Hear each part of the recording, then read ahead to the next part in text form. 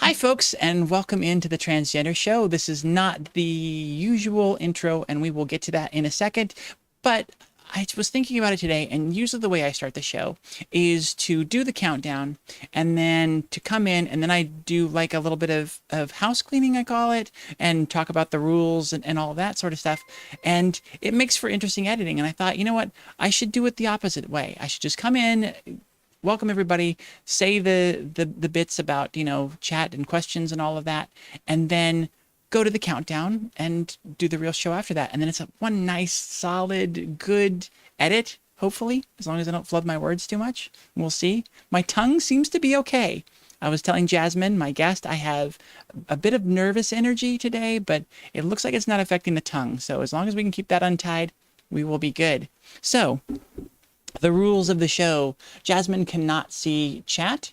So, yeah, anything that you write to her, she will not be able to see or respond to in the moment. We will save all of those, and I will deliver those to her. We'll talk about them after the break and answer all of your questions. So any question you have about Jasmine or myself, please go ahead and ask it, and we will answer that after the break. I just didn't want you to think that we were ignoring you or any of that kind of stuff. We technically are for the first bit of the show, but then after the break, we'll come back and answer all your questions. Jasmine can't see chat. Ask her your questions. Give me your comments. We love your support. This is all supported by the fans and viewers. We have a couple ways to do that. You can contribute bits and get us onto a hype train.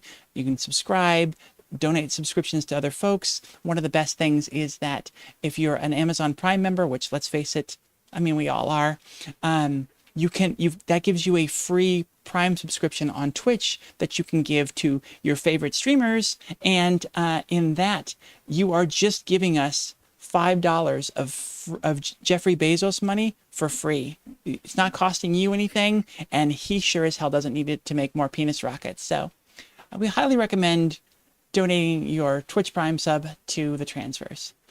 I think I've covered everything and given the plugs. Oh, the other way of supporting us is our Patreon, patreon.com/thetransverse. The dog is rolling and scratching on the floor behind me. Jasmine, I did not get a chance to tell you this before we got started. I did want to remind you, audience can't see me when you're answering a question. It's weird that I'm talking and she's not here. Everybody, real quick, welcome Jasmine. Hi. Hello. Oftentimes I'll have to go and let the dog out. And I'll do that while you're answering a question. So audience can't see me disappear. Just keep going with your answer and everything's good. Okay. Yeah. See, nervous energy, a little scatterbrained, but we're good. Rich Dresden. I've been a bit like that today as well. So, Rich Dresden, an ally and wonderful friend of the show, says, "Welcome, Jasmine." Welcome, friend. Actually, hi, Jasmine. Okay, let's do a little bit to the hair. Let's try and see if we can fix this up a little bit and run our intro to the show. We'll be right with y'all. all right.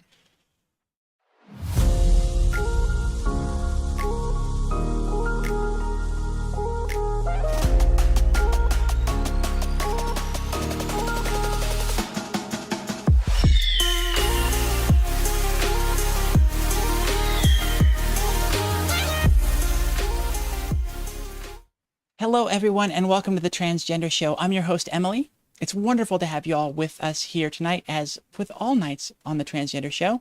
My guest tonight is Jasmine Vine. She's a 25-year-old transgender woman from Adelaide, South Australia. Her story is one of great hardship, bullying, domestic violence, serious mental illness, and both parents dying by 21, yet she's overcome it all. Suicidal from age 7, being diagnosed with all sorts of things, including bipolar type 1, landing her in the psych ward at 17. She now owns her own company, Javine, where she helps transgender people feminize their voices and helps people recover from trauma and develop an empowered mindset so they can feel more hopeful, confident, comfortable, and safe. Help me welcome the woman who went from suicidal in the psych ward to now a powerhouse inspiration to her thousands of followers and host of the Trans Boss podcast, Jasmine Vine. Hello. Hello. Thank you for having me on. It's wonderful to have you here, and I apologize for smiling at that last sentence, but it is one that Jasmine wrote, and it's a very heavy sentence to go through. The woman who went from suicidal in the psych ward to now a powerhouse inspiration to her thousands of followers. What a Mm. story! What a turnaround! Let's actually let's actually just jump right into the serious stuff and get there. I was very Okay. happy to hear in the pre-show that the trauma that you experienced in your early days, because I know you transitioned very early, wasn't directly Mm. related to your gender transition, not at home at least. Can you speak a little bit Mm. about what it was that you were dealing with there and how your family was Yeah. received the fact that you were transgender? Yeah. So as a kid, I never really got any disapproval from my parents or family members about how feminine I was. It wasn't really a discussion. So I would consistently, watching Sailor Moon and pretending that I'm, got beautiful nails and long hair, and I'd, use a scarf as, pretend hair or as a skirt and stuff. And my parents didn't blink an eye at it. They were like, that's a kid having fun. And so it was never made wrong. And I think part of that was um, my family had grown up around my uncle, who was a quite effeminate gay man who did drag and of that kind of stuff. And so they'd come to terms with that and kind of just assigned me as the same thing, which I wasn't, but it allowed them to be more accepting of me. So that was good. It was more so at school where the issue was that lack of acceptance. Hmm. On that bit of your story, the fact that you had this effeminate gay uncle, was there Yeah. a lot of thought that that had influenced you and influenced your identity among your, your Mm, family members? Was that something that was brought up? I'm not sure entirely. When I came out as trans initially, my mum thought that I was coming out as a feminine gay person, is which, I mean, she's right, but, um, not in the way she thought. So, it did kind of paint the picture of how they viewed me, but I don't think it really changed how I viewed myself at all. I always felt quite distinct, from my uncle and what he was doing, but Um, there definitely was one time where, he put me in, like, drag makeup because I was really interested in watching, Drag Race at the time, and I was like, "Oh, I really like, the makeup and stuff," and he was like, "I can do that if you if you want to," and that was, like, really good for me at that time because I so much gender euphoria. It's just absolutely brilliant. Hmm. So, part of that helped me to come to terms with myself more, I think. Yeah, that's pretty cool. That's nice. It's nice to have that ally in your family, even though, yeah, Mm, you didn't experience a lot of rejection within your family. So I think that that's really yeah. beautiful.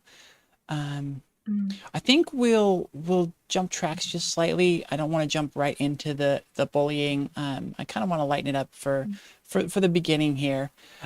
So let's jump over mm. to my favorite question to start with. How did you choose your name? Oh, I've changed my name a whole bunch of times since beginning. I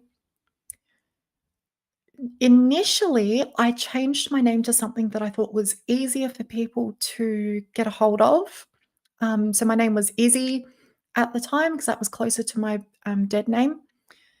And that was nice for a little while. There's still some people that call me that on, like, YouTube from back in the day. Um, but I went through a few iterations there. I knew that that wasn't where I wanted to land, and I started playing around with some things like Zakaria, which again was closer to my dead name, and playing around with things like that. But none of that really felt right to me. Um, and so what I ended up doing is I've actually got it in my drawer here. I got a notepad and I wrote down a bunch of names that I liked based on different things. I was watching Orange is the New Black at some point, and I was like, Alex is really nice. I thought that, Alexandra or something along those lines. And I basically just wrote all of the names down that I liked. And then I gave it to my mum and her partner at the time, and they sat down and went through all of the names and wrote commentary, Hmm. which probably won't be able to see very well, but they wrote commentary on all of these names. Um, it's like Alexandra. I don't know if I can swear on this. But they Oh put the yeah. B word. Yeah. Okay. Yeah, it's fine. So Whatever they language put you need to express what's going on for you is fine. And if it's somebody else's excellent. words of expression, then that's even better. Beautiful. Because yeah, they basically just commentated. They said, "This one, nah, sounds like a bitch. This one sounds like a tart." I'm like, "What?" Um, this one doesn't sound like a name. I was trying to play around with some interesting sounding names, and one that I chose was Angela backwards because I thought Alegna sounded cool. But so yeah, I played with a whole bunch of them, and the one that was starred was actually Jasmine. Huh. Um, as well as a couple of others like Xanthia, Kira. All of those I really liked. Jade, Opal. Um, but yeah, I ended up going with Jasmine partly because I wanted a name that was clearly feminine, that wasn't one or the other. Mm. And I think at that time for me it was insecurity choosing to do that. But it's ended up working quite nicely. I quite like the name now. It really fits me. And yeah, it's really stuck. Well, I really like when people are able to involve their parents in some way in the name Mm, choice and give them a little bit of power for it. It brings them yeah. into the process and can ease some of the transition pains there for them. So I do like that. Mm. I did want to say Alegna, I don't like the GN sound so much, but I think if you did a French pronunciation on it, Alenia could have been pretty darn Oh, good. Alenya. Don't mind that. Who knows? Maybe this Yeah. time next year, Jasmine will be gone and Not again. Oh not again. gosh. Yeah, you're too established So now. many rebrands. Yeah. Yeah. At this point, yeah, renaming is much easier to do than rebranding. That's a tough one. So yeah, you're locked in. Mm. You're locked in. In saying that though, the name, because my last name is Vine, Jasmine Vine is also a plant. Hmm. And so now whenever anyone tries to search me online, they get plants. Which was an unintended consequence of choosing this name. There Completely you go. can confirm. I did experience that today. Oh gosh. There you go. So, when you transitioned very early, when did you start that whole process? Let's see. Well, usually what I like to do is start at the end and work back. And I think probably in your story, that's Mm. going to be a good way to go as well. So, when did you realize that you were transgender? That was the term that fit you, and that you needed to start, presenting differently and making some Mm. changes? So what's interesting for me is I didn't come to the understanding that I was trans before social transition, which is kind of strange. But I it was a situation of looking at how do I prefer to present? What do I prefer to put out there? Do I prefer to have long hair or short hair? I knew I'd prefer to have long hair. Do I prefer these kind of clothes or those kinds of clothes? And it was an exploration process for me over time. And initially, I came out as a gay male, and I was very effeminate, like, from that point on. I would wear a full face of makeup, I would wear, feminine clothes, and over time, because I was growing my hair out and because I was getting better at makeup and I was, wearing more and more feminine clothes, I started, getting to the point where from behind, someone would come to me and be like, "Hey, miss," and it was really affirming to hear that. And that was, like, some of the first times where I was like, "Oh, I'm starting to be mistaken for a woman. I'm starting to get she, her pronouns used for me," and it felt really nice. I was like, "I'm okay with that." And it kind of just cascaded from there to the point that I had practically socially transitioned before coming to terms with the fact that I was trans. Just yeah, kind of strange.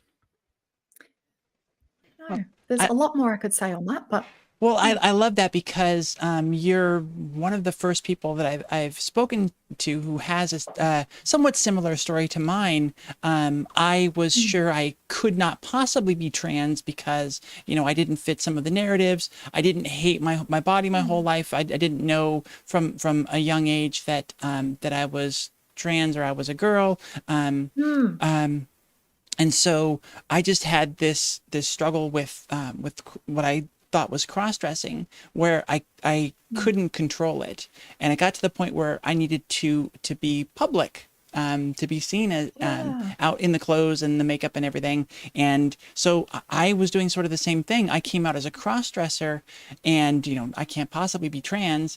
And then, yeah, it was some of those same things with the affirmations when you get miss and ma'am and things like that Yeah. you're like, oh, I like that a lot. What does that mean? That means Yeah. something. And there was an internal push to present, and then all of the other things Mm, sort of fell in place to be like, the signs of, yeah, this is something else. So I do really appreciate that you had a similar twist to your story. It does feel mm. interesting, doesn't it, to have that to our story and be like, Yeah. no one else did it this way. We were talking before about the acceptance from family, and I actually think that that has played a part in that whole process of transition for me because I had a broader perspective on what is feminine, what is masculine, and it was a little bit more mishmashed for me than I guess other people at school would say. So part of that whole process was like, "Oh, guys can have long hair, that's no problem. Guys can wear makeup. Sure, guys can wear more feminine clothes. Guys can do this, guys can do that." And it cascaded to the point that I was like, "Huh, well, maybe I'm just not a guy if I want all of those things." Which is yeah, that acceptance, and that broader perspective, I think really played a part in that for me. Whereas if I was scolded and like, "No, boys don't do that," I think it may have played out a bit differently. There might have been more shame around it. Mm. So how old were you when you went through this process?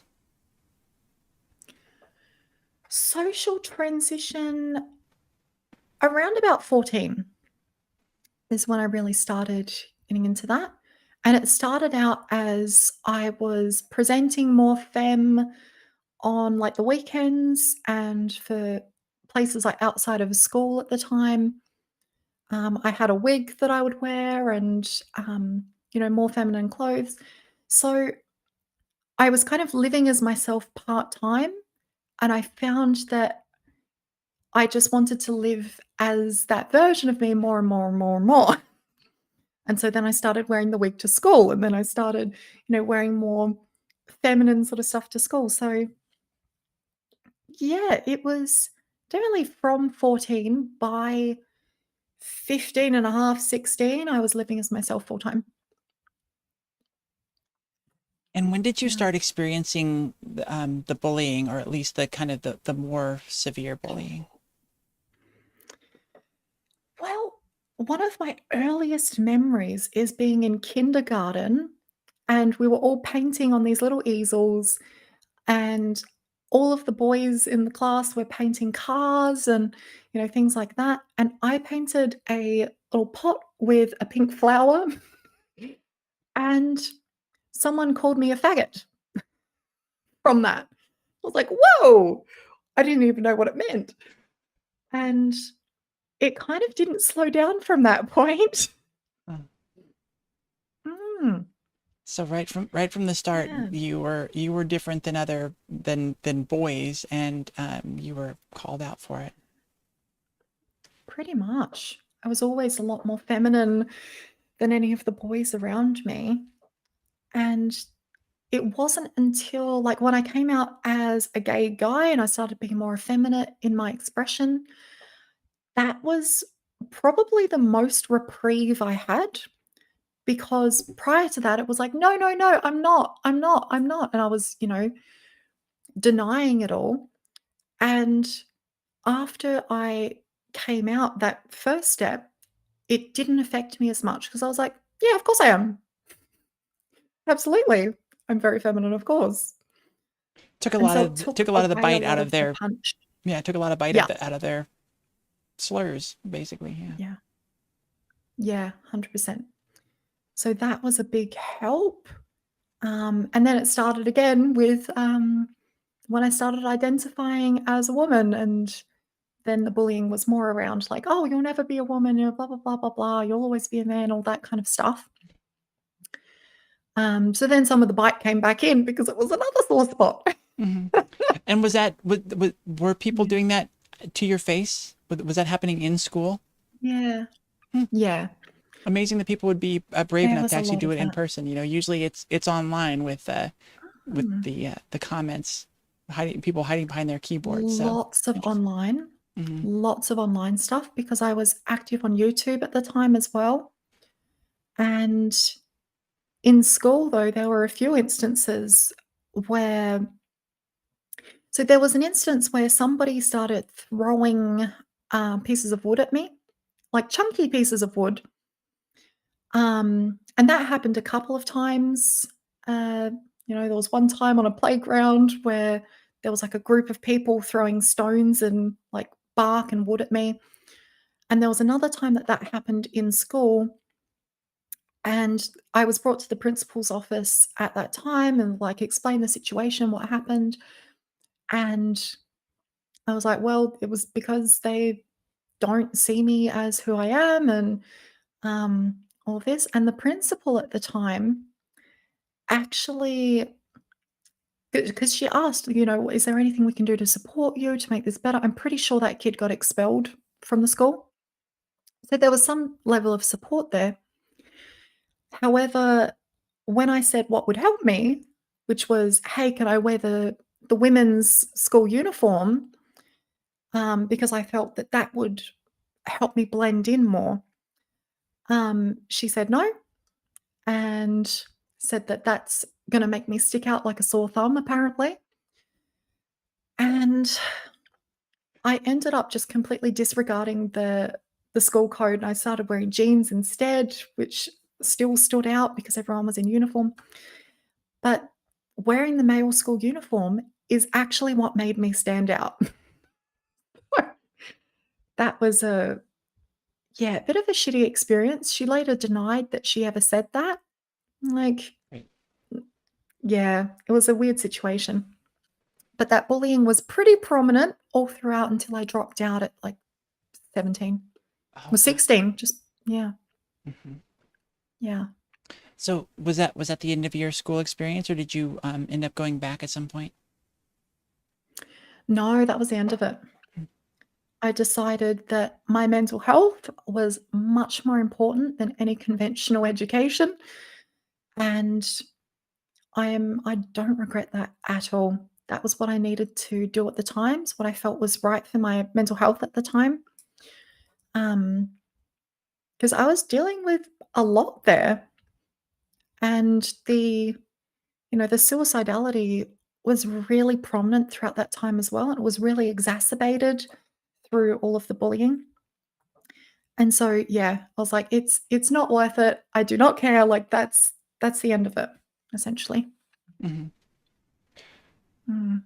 And then I know that it's about this time where you was it because of the suicidality and what you were going through there with the mental health that you ended up being held in a psych ward, as you call it? Yeah, so that was so I dropped out at 16, and after that point I did go down a little bit of a spiral. I was in a relationship that was emotionally, mentally abusive, thankfully not physically. Um but that was a thing. Was addicted to marijuana, and I really had nothing going for me in life. I just kind of felt like I was recovering from all of the experiences. And I was active on YouTube at the time, which is what really helped me hold on because I was sharing my experience and what I was going through. I was sharing my HRT journey and month one update, month two update, and all of that. And I could see from the comments that that was helping people, and people were coming to terms with their identity and relating to my experiences and everything. And that was fuel for me during those times to stay around, which I'm very, very thankful to. If anyone's watching this who was around back in those days, who shared that kindness and that compassion, that was so, so pivotal for me. Um, but yeah, essentially it was a bit of a spiral that I went into, and I ended up in like a manic episode, which I was quite well aware of because my mum had quite severe bipolar throughout my childhood. So I had seen how it affected her. I kind of knew the signs and symptoms. And so when I experienced it, it was a shock, but it was like, oh, I know what's going on here. Um, which was a good thing to be able to latch onto there.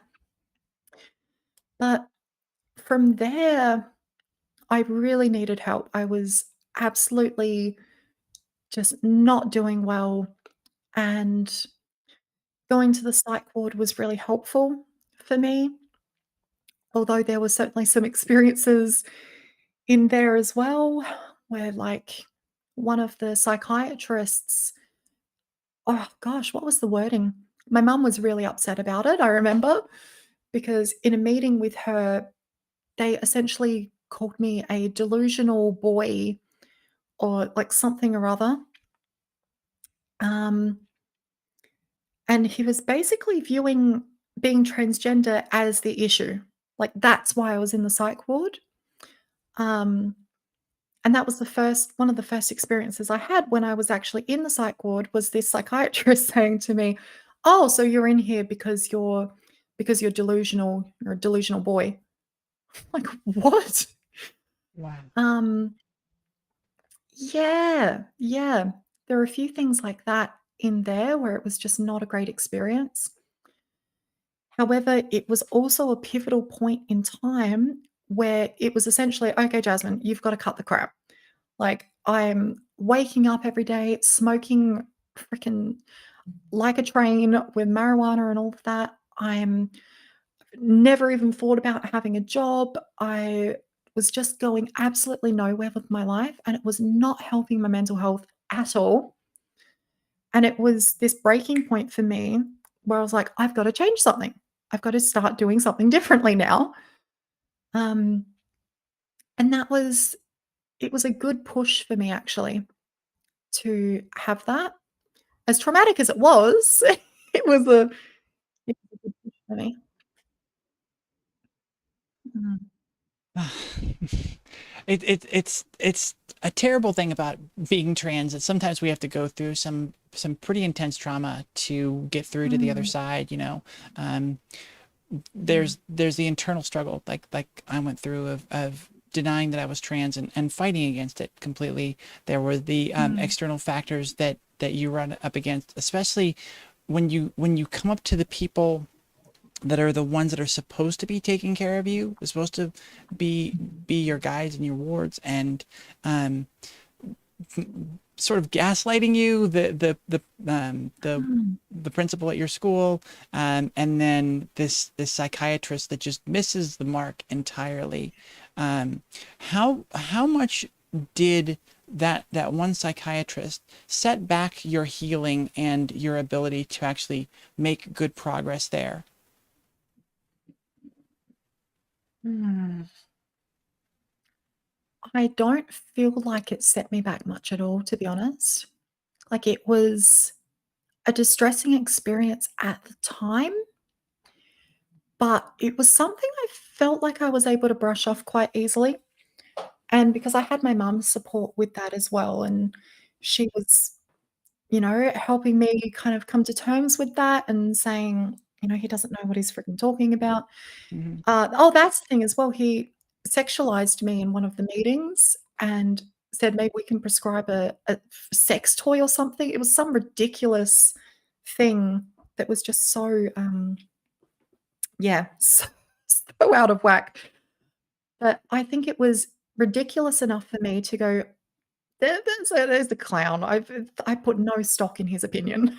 So, yeah, I was able to not let that affect me much. So it sounds like a lot of your recovery process then was sort of on your own shoulders. You took it on yourself Mm. to you took it on yourself to seek out the psychiatric ward that you went into, correct? I did. Okay. Yes. And Yeah. then it sounded like you came to your realizations while you were there, once you were able to kind of clear your head. What were your Mm. next steps then? How did you start moving towards where you are now? One of the I've probably got it in a folder somewhere actually, but it was the first time where like post transition, I'd actually sat down to set some goals. And it was simple, simple things. It was like, where is my life at the moment? Well, there's this, this, and this going on. How much is that helping me? It's not. It's not helping at all. And so I started to set some routines for myself as the first thing. And it was simple things like going for a walk. And it was staying connected with friends, staying connected in like the Trans Boss network, which was really helpful for me at the time. And just starting little by little to build in those routines was really helpful for me to start shifting that mindset. And also just looking after myself, developing a sleep routine, developing like a better eating routine because I would go days without eating. I would stay up all night and like sleep whenever. Um, and so developing a lot of those things was the foundation for me to start building on top of that. Trying to think from that point, there was a lot of changes that had to happen in my life. That relationship come to an end, so I moved out of there. Um, I fell into a traineeship, which they had to they were paid to take me on as a trainee, and it was something I was really skeptical of at the time, because I didn't think I had any worth. I didn't think I was good enough to do anything. I thought I was just this loser who was destined to be unhappy and not achieve anything with my life. That was my mindset at that time. And little by little, I started showing myself evidence that that wasn't true. And really simple things like celebrating them. When I went into that traineeship, like I said, I was very skeptical, but it was the first time I was around people that had jobs and who were at that time I viewed to be as relatively normal people. And it started to show me a different way of relating to myself and relating to other people and viewing my worth as well. seeing that I could contribute to society in a meaningful way was all of these little things, like, really started building up my confidence in myself, and it just compounded. I started getting into reading self-development books or, like, self-healing type things, like, The Happiness Trap here is one that was really helpful for me. Mm. Um, and I started learning about the languaging that I was using and how I was viewing myself as a victim and, like, all of these little things, and it just compounded. It kept going, it kept compounding, and yeah, it's hard to put that into, like, a summarized version actually, because there was so much that went into that. 11, 12 years of therapy somewhere along the line there as well. Um, Therapy does help. Therapy does help a lot. mm, yeah. I started seeing therapists after my dad died when I was 11.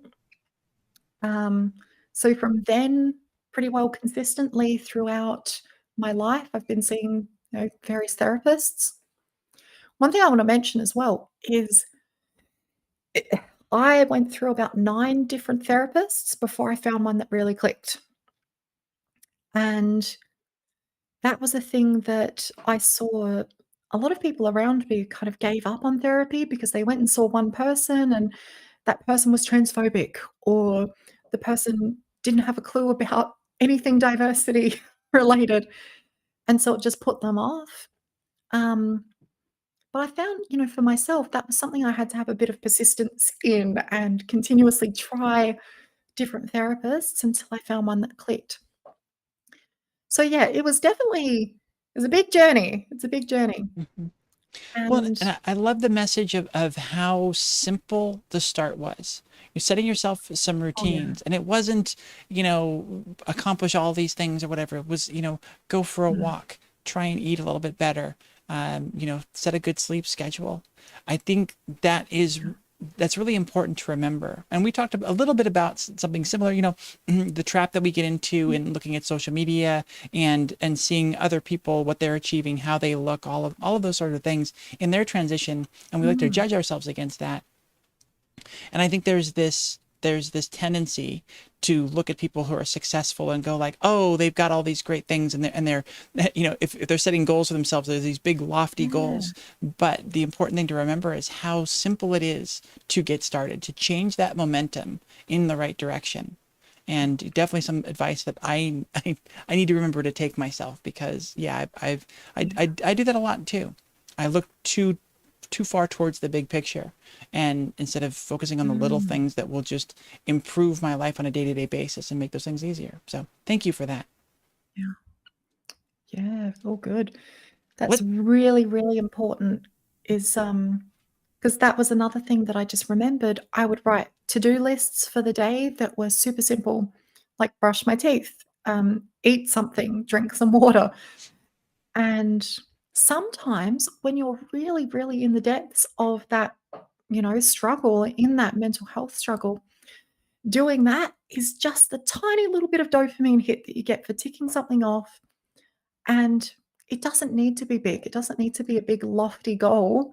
It can just be the tiniest little thing that helps you just build towards the life that you're wanting. So, yeah, super, super important, that one. I love it. Mm. Let's dive into something that I like to get into, to really kind of figure out what what this whole experience means to people. What do you Mm. feel that this gender exploration, that this journey that you've been on, has meant to you on an ethereal level? What does transition mean for you? Wow, on an ethereal level. um,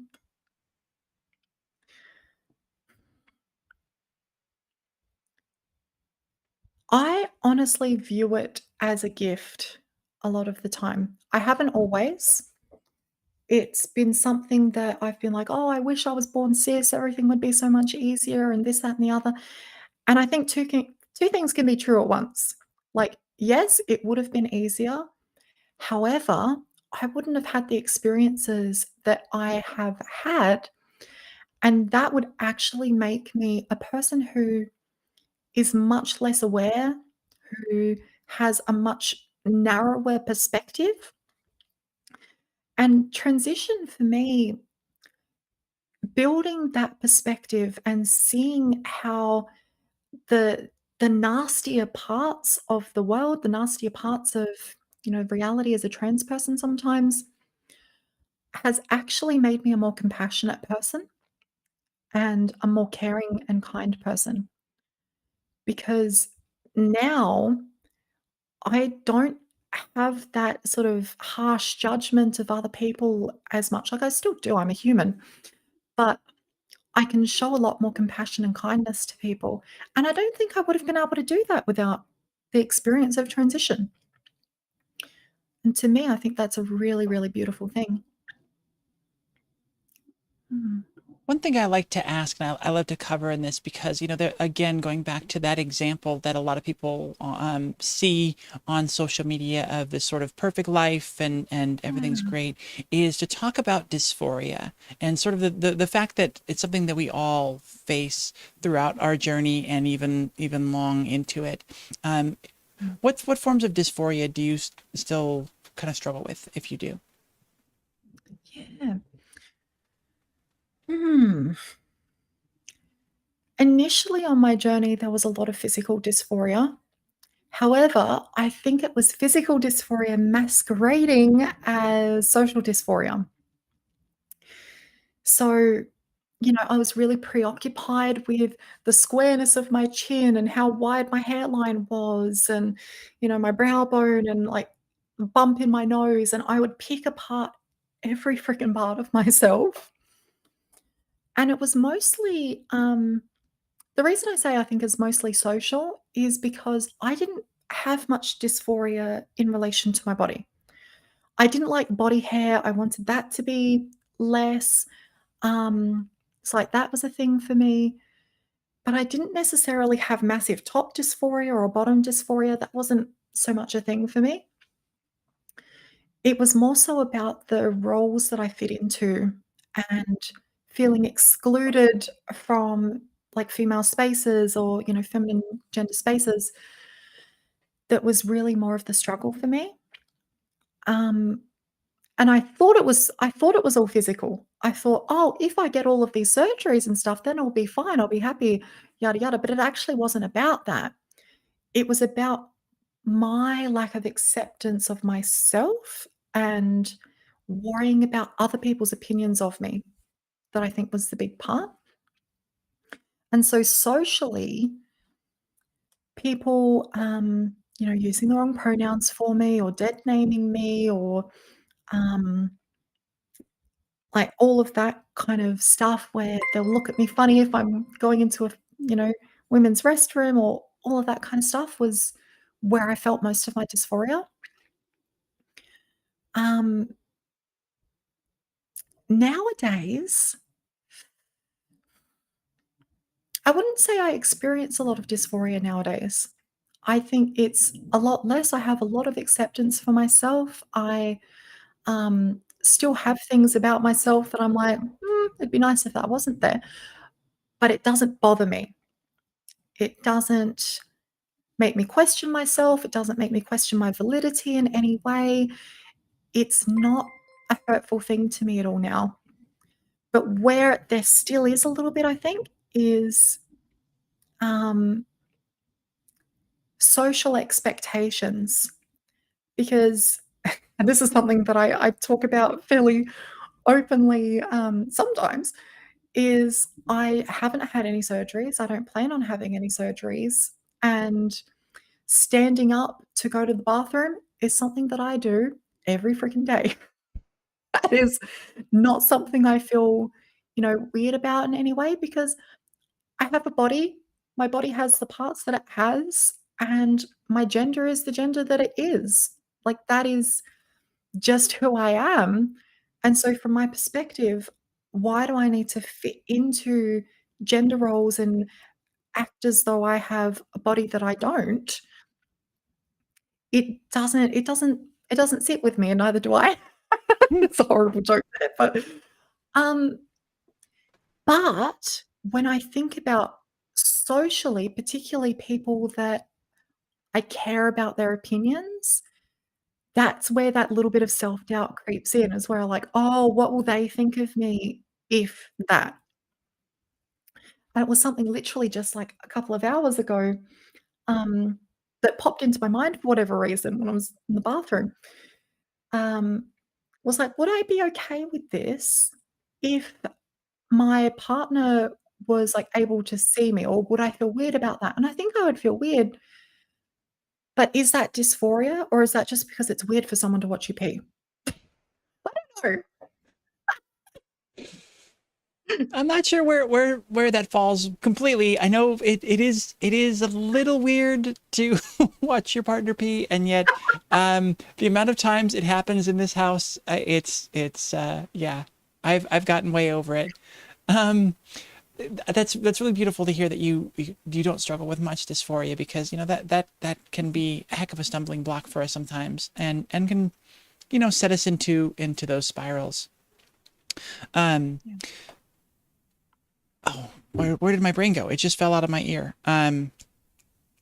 What was I going to say? Darn it. It was a very poignant and thoughtful follow up. Just trust me on that. Okay. Oh, yeah. So you transitioned very early. I don't assume that you have a frog in your throat. I don't assume that you have a lot of struggle blending in as a woman, and being seen as a woman in society.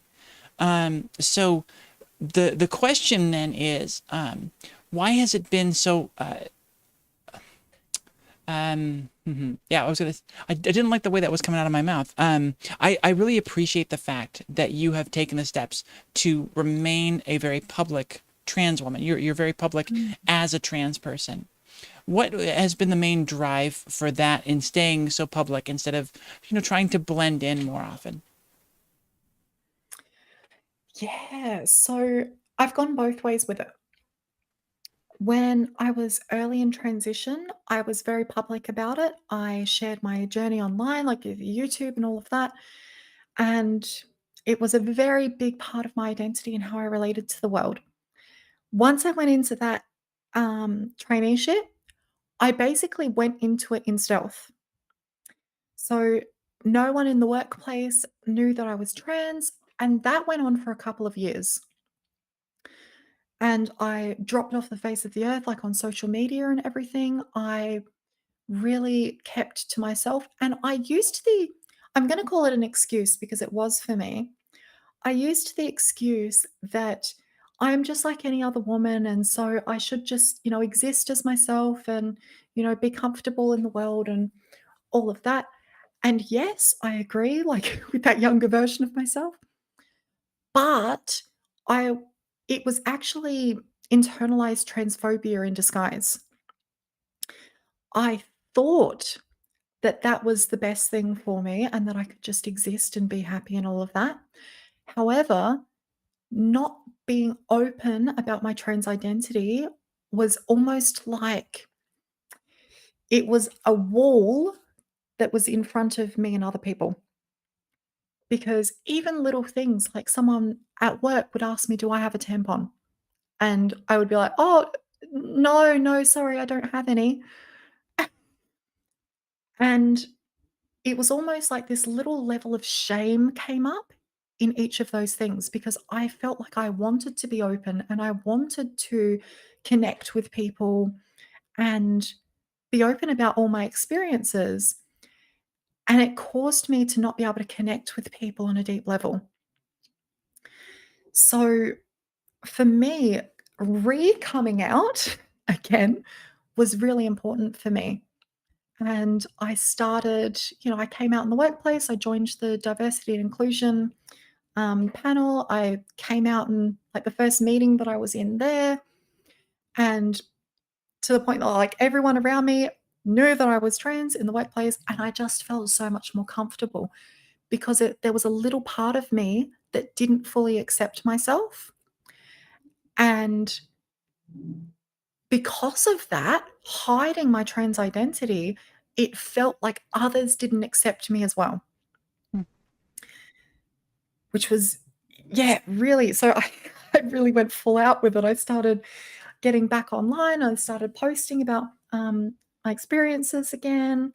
When someone asked me, for a tampon, I would say, "Yeah, I don't really have much use for that without a womb." I'd make a joke of it, like, um, and it was so much lighter for me. It felt so much more comfortable. Just really interesting. You'd think living as a stealth trans woman would be more comfortable. And I will say, in a lot of ways, it was. However, that connection piece was so, so important to me. And it was the big thing that was cut off. And I don't know if that would be the same for others. There are a bunch of trans people that just want to live their freaking lives. They're like, I want to live on a self-sustaining farm. I want none of no one's bullshit. I'm just going to be myself and all of that. And I really respect that as well. And I think that that's important that people, they should be able to have that as an option for themselves. And on one hand, I'm grateful that I kind of have that option for myself. But living both of those, I would choose being openly trans, 1000%. Yeah. Yeah, I love that. And there's so much importance in what you just said. Every and we say it a lot on this show. Everybody's transition is valid, and what you do with your transition Mhm. is valid. If you want to be stealth and just kind of live as a woman, live as a man, be the gender that and just live that and disappear into the fabric as everyone Yeah. else. That's perfectly valid. And I'm very impressed by the people who make the choice to be openly trans. Mhm. And I love hearing that extra perspective of, how it helps you to be more authentic and to be fully accepted Mhm. by people. I had a really interesting recent experience with that, with secondhand experience. Somebody from my trans peer group went away to college. And I asked him before he left, Mm. I said, are you going to, you're going into this new environment. Are you going to be out and be openly trans, or are you going to try and go stealth? And he wasn't sure about it. Come to find out, when he came back on winter break, he doesn't feel comfortable with the tight knit group of people that he dorms with. That he's in a smaller dorm situation, and doesn't feel super comfortable coming out to them. So he's living stealth, not really out of choice. So in a way, he ended up back in the closet, but now on the other side of the fence. So he's living Mm. as, the identity he's always felt inside, but is closeted again, and actually had the experience of going and trying to join an activity for the LGBT club. And someone there asked him, like, pretty pointedly, pretty aggressively, "What are you doing here?" And Mm. he said that he's gay. And I mean, I've heard a lot of stories of, people and their transition that have broke my heart. But that one hit me really hard, of, finding yourself kind of forced Mm. back into the closet and losing the connection to the LGBT community because of that. I thought that was really heartbreaking. So I'm really glad that you were able to find that and really see the fruits of that in what you're doing in your job. Mm. Um, so as we move on, I think we're just going to jump to the last three questions, because we've really already covered so much.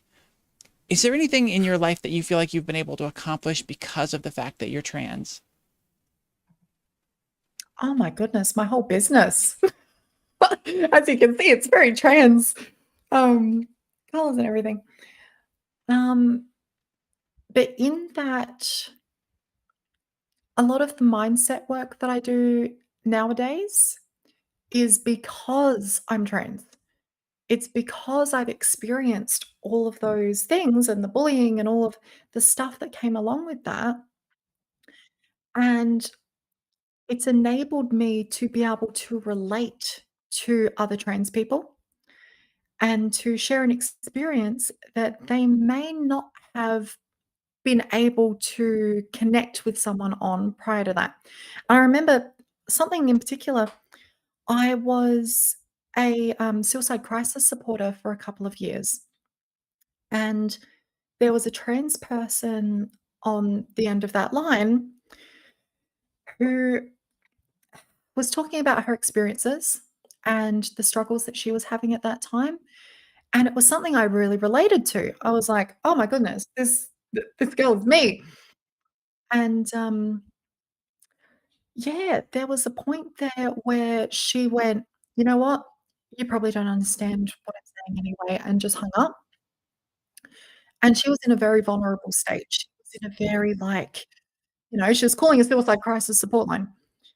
And that just absolutely freaking broke my heart to have that experience. And it reminded me of what power there is in our stories and what power there is in being able to openly and vulnerably share your experience with other people, because other people can connect to it and not feel so alone and feel like someone gets them, someone gets what they're going through. And if I was born cis, I would not be able to connect with trans people in the way that I do. I wouldn't be able to help people the way that I do. I wouldn't be able to understand their perspectives the way that I do. And for me, that is a very unique gift. And it's one that when I was stealth, I wasn't able to use it. And now that I'm out as myself, vulnerably and openly, I can use that to its fullest potential, essentially. And that is what I do now. Like, literally everything I do in the mindset work, in the voice work, it's all helping that younger version of me not feel so alone. It's almost like inner child, like healing work to be able to help other people through it. But yeah, But yeah, it's and very it's very thank you so much mm. for running through that and giving the perfect soundbite for the transverse and everything that we're doing here specifically on this show, because yeah, that is the whole focus of this. So I really do appreciate that very perfectly the perfectly phrased response. That was wonderful. There you go. So Mm. um what is your favorite thing that you have learned through this experience, either about yourself or the world around you? Oh. I've learned a lot about bigotry and hatred and where that comes from and people's perspectives, how they develop those perspectives, because I've had to dissociate a lot of it from myself. I've had to learn how to brush off certain types of comments and certain types of perspectives and everything. And throughout that process, this is probably partly autism as well, actually, is like, how do people relate? How do they talk? How do they think? And that's something that I was able to dive really deep into, I think because of that journey, is I got this big drive to understand how people develop perspectives, how people develop opinions, beliefs, and attitudes, and where that all comes from. And that's helped me be a much more compassionate and kind person to people. And it's helped me to brush off hate comments a lot easier and to feel more self confident and, secure in myself. So that for me is a really big learning, and it's one that I I yell about it from the rooftops all the time. Like, look at other people's perspectives. Look at where could this possibly have come from? What could their upbringing have possibly have been? What propaganda might they have been exposed to? What's important to them in life? And that's almost been like a special interest for me, is diving into how all of that works.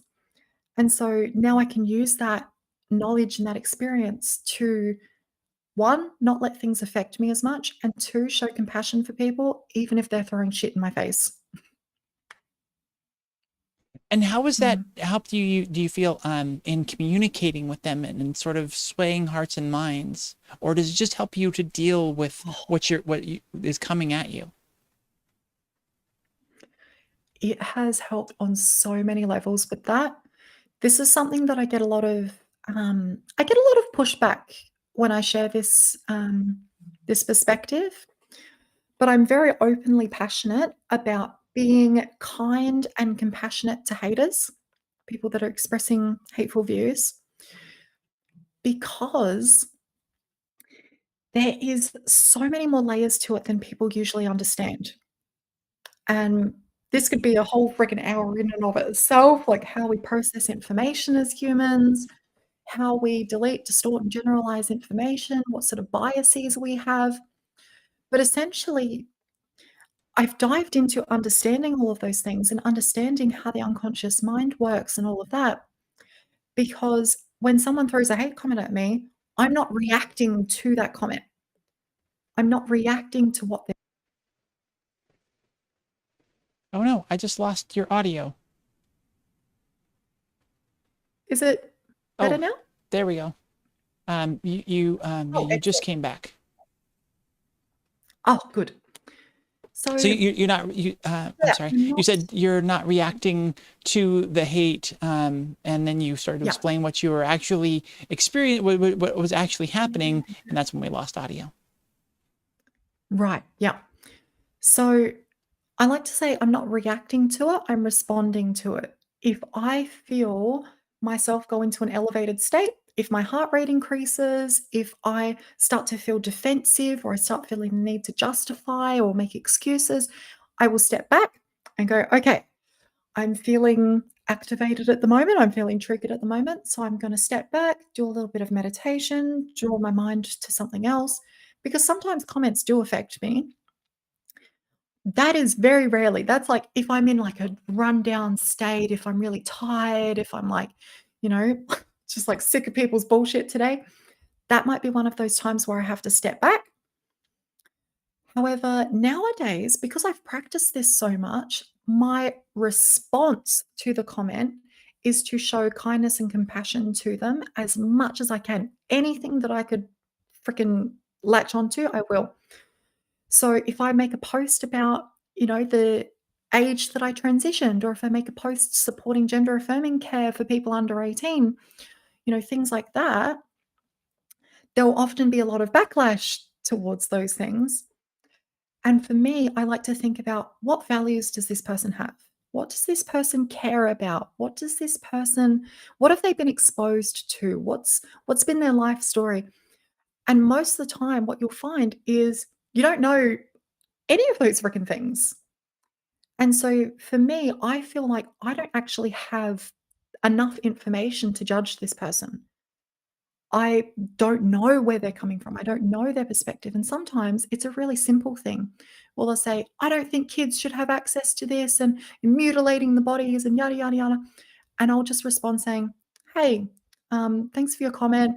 I can see, from your profile picture that you've got a little kid. You must really care about them. Sometimes that is literally where I'll leave that. I'll just leave it there. And what I find in those interactions is they'll come back again and be like, blah, blah, blah, blah, blah. Yeah, but trans people don't exist. Or, yeah, with all of the freaking things that they can throw. And I'll just respond compassionately each time. And it takes the wind out of their sails. They go, wait, what? Why is this person not clapping back? And there was one in particular, actually, that was commenting a lot of hateful things on my post. And I said to them, hey, um, I'm sure there's some other things that you care about in your life. And I really want you to think about the impact that you're having on the people around you and the world around you. And the impact that you're having with these types of comments is quite a negative one. It's making people feel this way, and this way. And I know that you're probably a good person. You don't want people to feel that way.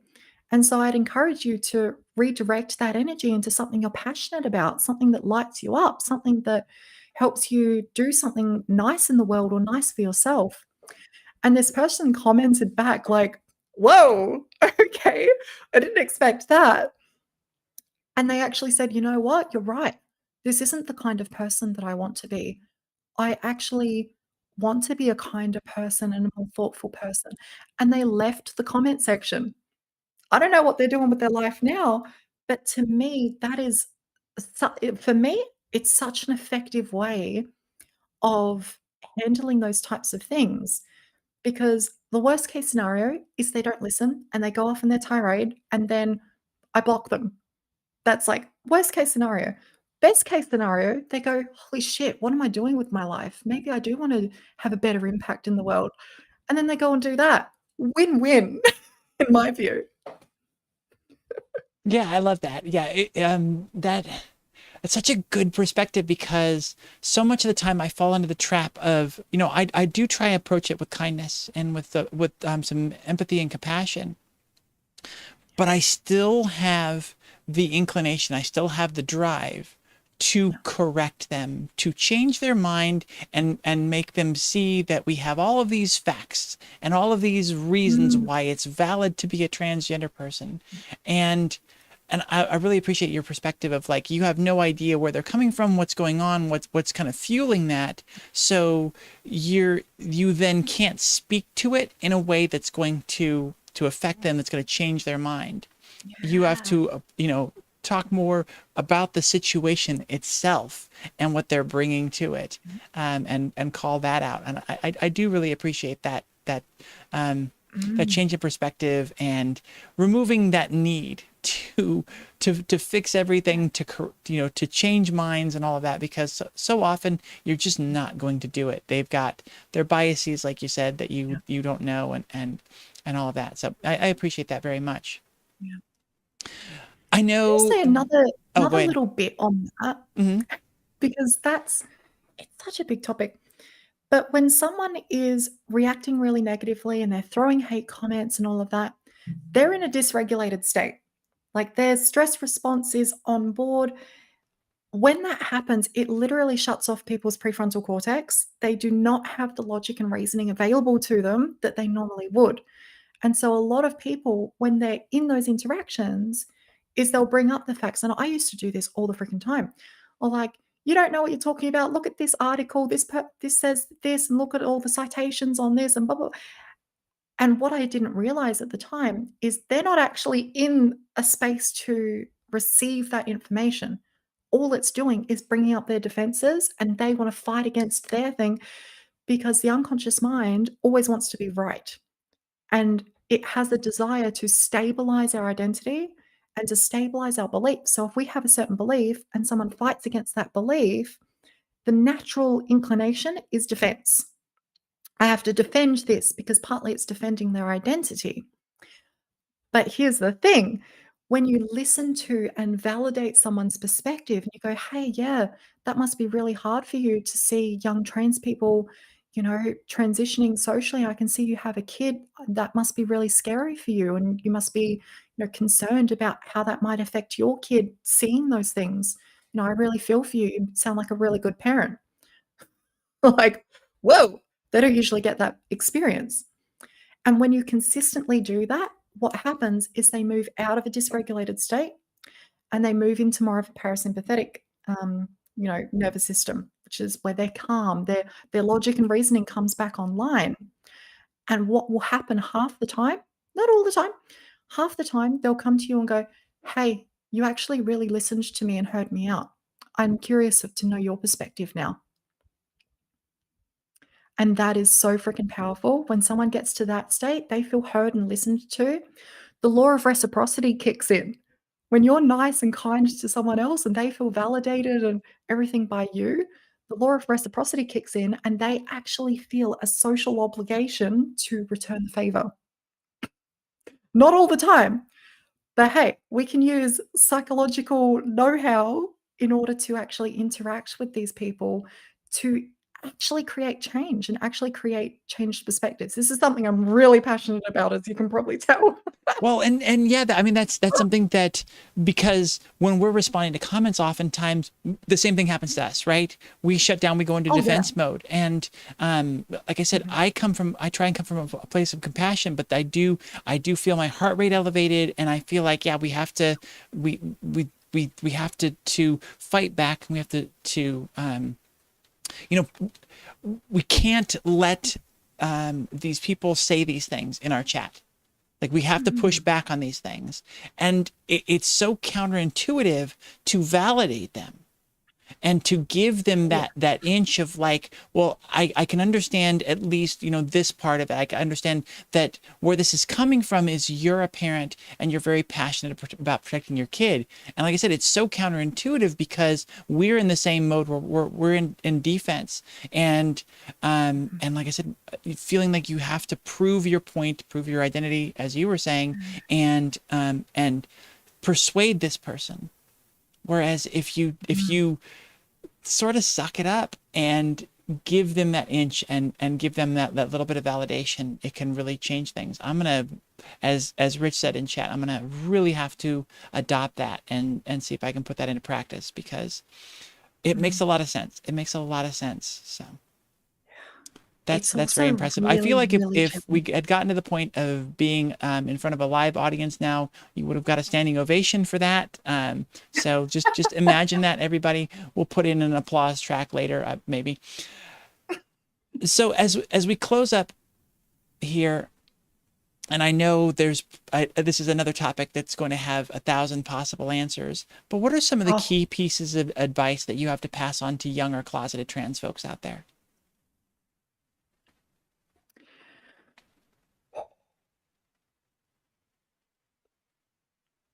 I mean, it's along the same lines as what we were talking about just then. It's understand that other people's opinions of you, other people's perspectives are theirs. That belongs to them. And whether they try to project that onto you or not does not make it yours. And so learning to love and accept yourself as you are and really internalizing that will help shield against any of that stuff that is not helpful for you. And it's easier said than done. There's a lot of, difficult experiences that you'll probably have to go through as a young trans person or a closeted trans person. And just know that you can get to the other side of that and you can use your experiences as a way to inspire other people rather than to push you down. That's what I'd say. Wonderful. Jasmine Vine, thank you so much for coming on the show and sharing your wonderful perspective and this great bit of advice. We really appreciate it. Thank you for having me on. All right, y'all, that is our edit for the main episode part of the show. We're going to take our break as usual and come back. When we do, we will get to all of your comments and any of your questions. Please send in questions. There's a lot of fun stuff we can talk with Jasmine about here. Let's give them a little bit of a primer, actually, before we go to break. What are some of the things that you do, that you're doing now? We've got the wonderful big butterfly behind you with the Javine coaching. What are some of the things that you do with that coaching? So, the main thing I do with people at the moment is vocal feminization work. So, you'll hear this a lot, but dropping my voice was quite deep initially. And I've learned quite a lot on that journey around the feminization side. And so that's something that aligns with my mission, helping people feel more hopeful, confident, comfortable, and safe. It helps people relate in the world, all of that. So I do that. And I also do a lot of mindset work with people. I do a lot of trauma healing, which there's a lot of in the trans community. Um, I do a lot of belief work. So helping people work through beliefs like I'm not good enough, or I'm not worthy of love, or I'm not this, or I'm not that. Helping people work through those types of things. And you've probably got from the rest of the interview, I'm very much all about the unconscious mind, learning how the brain works, what is activated and what is triggered in certain situations, learning how to communicate to your unconscious mind because it is not logical and rational as we often would like it to be. Um, and so a lot of the work I do is very experiential with people. It's very much engaging our unconscious mind in the symbolism, in the very symbolic nature that it has, and the very emotional nature that it has. Um, that would be that's an overview of, I guess, yeah, what I get into. Mm. Very cool. So yes, there is a lot to dive into there. So hopefully everybody in chat, you've got some good primers there for some questions you can ask. As I said, we're going to take our break now. When we come back in probably about 3 minutes, we will get to all of your questions. So keep sending them in. Let's get them coming in. We'll be right back, y'all. What advice do you have to pass on to young or closeted trans people out there? And this is probably cliche to death, but I have to say that you have to do what's right for you at a time that's right for you. No one else can make that decision for you, and no one else can push you into something that you're not ready for. You can't live your life to make everyone else happy all the time, because if you try and do that, you're going to fail. You're never going to make everyone happy. I think getting a support network and at least telling a few close friends is huge. It's so huge, because those feelings of being alone and not being seen be really devastating. Having the support of a couple of really close friends or family members or whoever you trust is just absolutely huge. Just find anybody to talk to that you can about this. If you feel like you're trans or you might be trans, or just find somebody you can confide in. Having a group of friends, no matter how small, or somebody that can back you up and lift you up during it will mean the world. Because at first, everybody is scared. The more you go out, the more you build your confidence in yourself, the less it'll affect you. Everybody feels it and will continue to feel it. And it's just whether or not you let it overtake you and control you, or you let it go past. Almost every relationship has grown deeper as a result of sharing this deeper part of myself. So I think there's something to finding your community to get to expand with and reinforce, but I think it then amplifies into almost every other relationship you can have. I think that there's a struggle to transition the right way. Everyone's going to transition on a different timeline, in different order of operations, and as long as it happens how they want it to happen, that's a valid transition. And not transition is valid. I do struggle with this. I should follow my own advice. Don't focus on regretting things, not ever not starting early enough or anything like that, because then you'll just go through a loop and just constantly think about it, and it's not something you can change.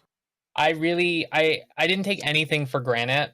Every positive change, even most of the time, I swear it was just a placebo, where I noticed some growth in places that I wanted growth, or I would notice really subtle things. I swear every single day for that first year, and those are I looked at the victories more than I looked at anything else, and I think that's super important during the first year.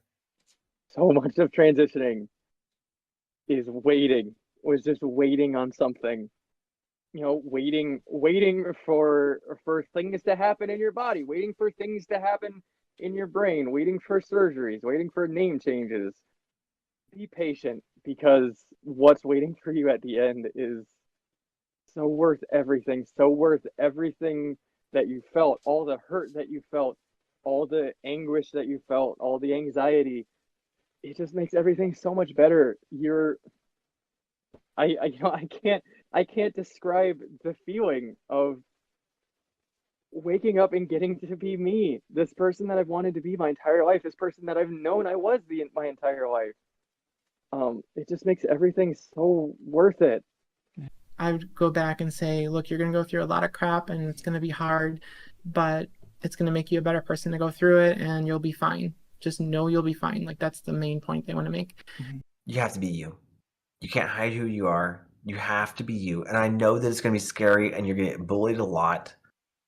So be you, but do it in a safe way. Don't ever put yourself in danger. But also, don't cower down because it's going to be hard. Because life is hard. It is scary, but hopefully it's worth it. And most of the time, it is worth it to truly be you, whatever form that looks like. I've always been happy, but I didn't know, and I didn't know peace and joy the way that I know it now. And it was a bit of a struggle at first, but I would do it a million times over. And one of the things that I say often in my lives is do it scared. Yeah, it's scary. Then do it scared. Whatever you choose to do, whether it's come out or not come out, transition or not transition, start hormones, have surgery, any and all of it is whatever you do it for you. Do it for you and you alone. Don't do it for anybody else. Don't do it because your friends are doing it, or don't not do it because your parents said no, or whatever you do it for you. Because in the end, the person you're most accountable to in this life is yourself. Mm-hmm. And whatever you're comfortable with, like even if you're trans and you know it, but you're legitimately fine with not doing anything about it, do that for you, and that's okay. There's no wrong way to be trans. Just be you. The only person you're ever answerable to at the end of the life is yourself. Your journey is your own. No one can tell you how to transition. No one can tell you what it's supposed to look like, because we're all different. I had moments coming out that I did it on other people's timeline because they asked me to, and were I to do it again, I wouldn't do that. It's something that's very personal. Either you might not want to come out, or you might want to come out, and people are stopping you. And I think it's a very personal thing, and so making sure that's on your timeline is important. You need to always ask questions about who are you, and is that really you, or is that something that has been manufactured for you and you have just latched your identity to that? Love yourself. Love who you know that you truly are. And when you do, you will inspire and compel other people to love you as well. Give yourself room, imagine yourself as that seed, and that all the energy, all the life, all the creativity, all that you could ever imagine is already there. It's already inside of that seed, and all the nourishment is already inside of that seed. Mm-hmm. Now, the soil you choose to plant yourself in, all right, the sun that you choose to receive, how many times you choose to water yourself, who you let water you, that is totally up to you, and you have autonomy no matter what situation you're in, right? Know that how you choose to love yourself in your mind and your sacred space is the most important, and no one can take that away from you, even if you have to fake it until you make it for right now. Constantly remind yourself that you're valid, you're gonna be okay, and it doesn't matter what anybody else says. It's your life, and you only get one. Being that you only have the one, wouldn't you rather have lived it to the best of your abilities and as yourself, with a modicum, hopefully, of happiness? You don't have to do this alone. No. Hi, folks, and welcome back. Thank you for hanging out through the break. Let me go ahead and bring our guest, Jasmine, back on. Hello. All right. So Jasmine was just noting that we do not have any questions yet. So please get those coming in. Like ask what you want to hear. What do you want to know about Jasmine? What do you want to know about me? Obviously we're good sources to mine for information here. Some more so than others, but hey, it's fine. I was just pointing at you, by the way. Okay. So one of the things that I wanted to start with for, because I can and talk about personal things. I really appreciated when you dropped your voice down and gave us sort of a boy mode type of thing. One of the things that really that I struggle with a lot, especially recently, and is really disappointing for me in my transition, is the fact that still at this point, I think I'm well, probably getting close to 4 or 5 years in my transition with trying to have a feminine voice, and it still drops. Especially when I get like upset or whatever, or just sometimes when I get kind of lazy or whatever, it will drop, and then I notice that it's dropped, and it's really disappointing for me. Is there something key that I'm missing? Is that very common? What kind of advice do you have for people on that to make sure the voice stays up there just more naturally? Yeah. This is something that I talk about all the time. I'm doing a masterclass on this topic this weekend, actually, by the way. Part of that class is talking about the journey to vocal feminization and over a 2-year period of time, what that generally looks like. So as you are at the beginning of a vocal journey, it takes a lot of cognitive load in order to achieve any sound that is feminine. Even just to get a sound to sound feminine, it takes a lot of work. And then over time, all of those pieces start going like getting put together. And then it becomes a matter of trying to hold all of those pieces together. And sometimes people will get to a point where they can say, "Hello, how are you?" and hold it, and then they'll immediately drop back down. And then they got to bring it back up, like bring their voice back up. And that journey, it takes a while. It takes a while for people. So being able to consistently correct it or consistently adjust it and use it over longer and longer periods of time takes time. I usually get people to go through, well, something I call it the TSW SPC process, which is kind of long-winded. But essentially, I get people to go from toneless to a sound, to a word, to a sentence, to a paragraph, and then to a conversation. Because each of those levels has a bit more cognitive capacity that is needed. Especially once you start getting into conversations, people will get to a point where they can read a paragraph in a book and it sounds perfectly fine. And then they get into a conversation, or they're feeling emotional, or they're angry, or they're upset, or any of that kind of stuff. And then the voice drops. So that can be really frustrating, and that can feel really disheartening. And honestly, the answer is just it takes time. It really takes time to consistently practice those things. And if there was a certain situation where, if I'm feeling a certain way, the voice drops, you can actually practice putting yourself into that feeling and practicing the voice while you have that feeling to start to get a hang of that. It's kind of interesting. No one wants to make themselves angry or upset, but if that's something that's upsetting, that's a way that you can look at that as well. Does that answer your question? I'm not sure entirely. Yeah. Let's say yes. Yeah, no, yeah, it does. Yeah, that's wonderful. We had somebody in the YouTube chat ask, do you know of anywhere you can get affordable voice lessons, male to female? And obviously, that's something that we hadn't quite jumped into really yet. You said you have a master class coming up this weekend. Let's talk a little bit about that. And then what other things do you have, like archived lessons? Do you do mostly one-on-one? Do you do group? What's sort of your process with those?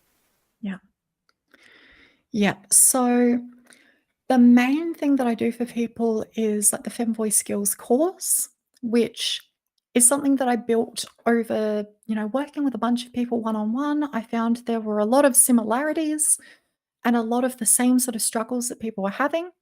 I found that I was teaching the same vocal techniques over and over again. And whilst there was some variance in that, most of it was quite similar. And so what I did was I went, okay, I can only help a certain amount of people one-on-one. It takes a fair bit of energy for me to be able to do that as well. And it has to be more expensive as well, unfortunately. So I decided to take all of that and put it into a course. So that's the Fem Voice Skills course. That essentially teaches everything that I would teach anyone in vocal feminization. It teaches all of the base exercises that I would give to anyone. It teaches the mindset side of it as well, which you can tell is one that's really important to me, because a lot of people try to attack their vocal training from a dysregulated nervous system, and they struggle with procrastination. They struggle with not setting their goals properly. Their habits are, failing. They're struggling to stick to those. So it goes through a lot of stuff like that as well, and all of the exercises. From there, I have more sort of limited one-on-ones, and I have a group workshop that I do twice a month. It's actually at the same time that I'm running the masterclass, because the group workshops are the second and last Sundays of each month, and this is going to be the third Sunday, or it'd be Saturday evening for the US people. So yeah, a bit of everything with it. It's the recorded content, the group workshops, and also some one-on-ones as well. But I tend to keep those fairly sparse, because there's a lot of things that I'm working on, and the one-on-ones do take a fair bit of time as well. Yeah. That's wonderful. And what are your pricing? I know that I saw that the masterclass actually has a progressive pricing thing. So where's the pricing at now, and what are sort of what can people expect to get in for the entry level into your courses? Yeah. So the course itself, it's kind of interesting, because the price is going up for each of the tiers that I offer. So I've got, bronze, silver, and gold tiers. The bronze is like the course on its own. That I'm keeping more accessible, so more people are able to access that. I would actually have to check, because it's going to be different literally next week. Let me open up my sheet.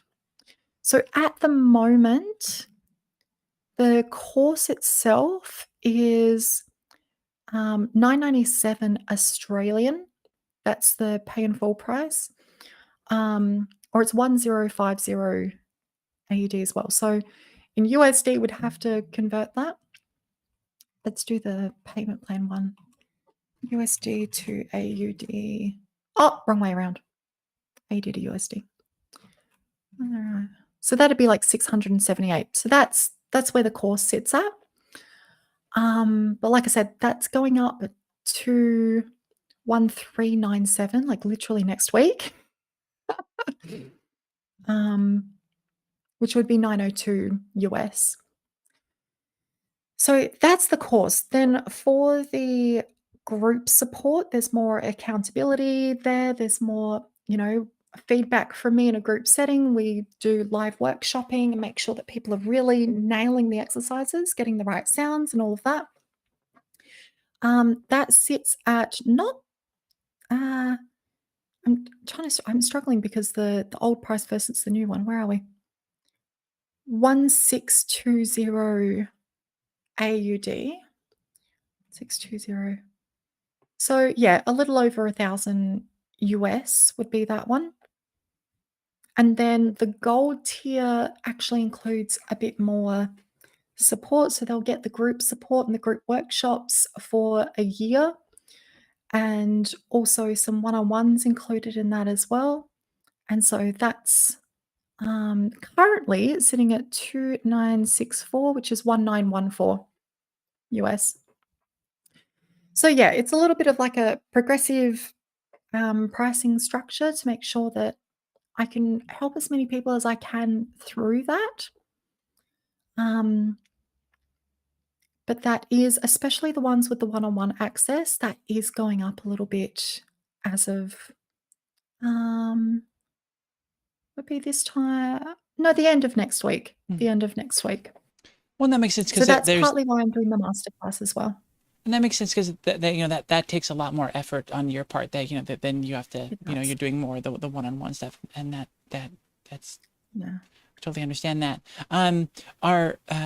The Eternal Kernel Project, the person asking that series of questions in the YouTube chat, had asked, and I'm curious to see what your response to this is. Thanks. It sounds like you have to have your life together already before you can benefit, really? Question mark.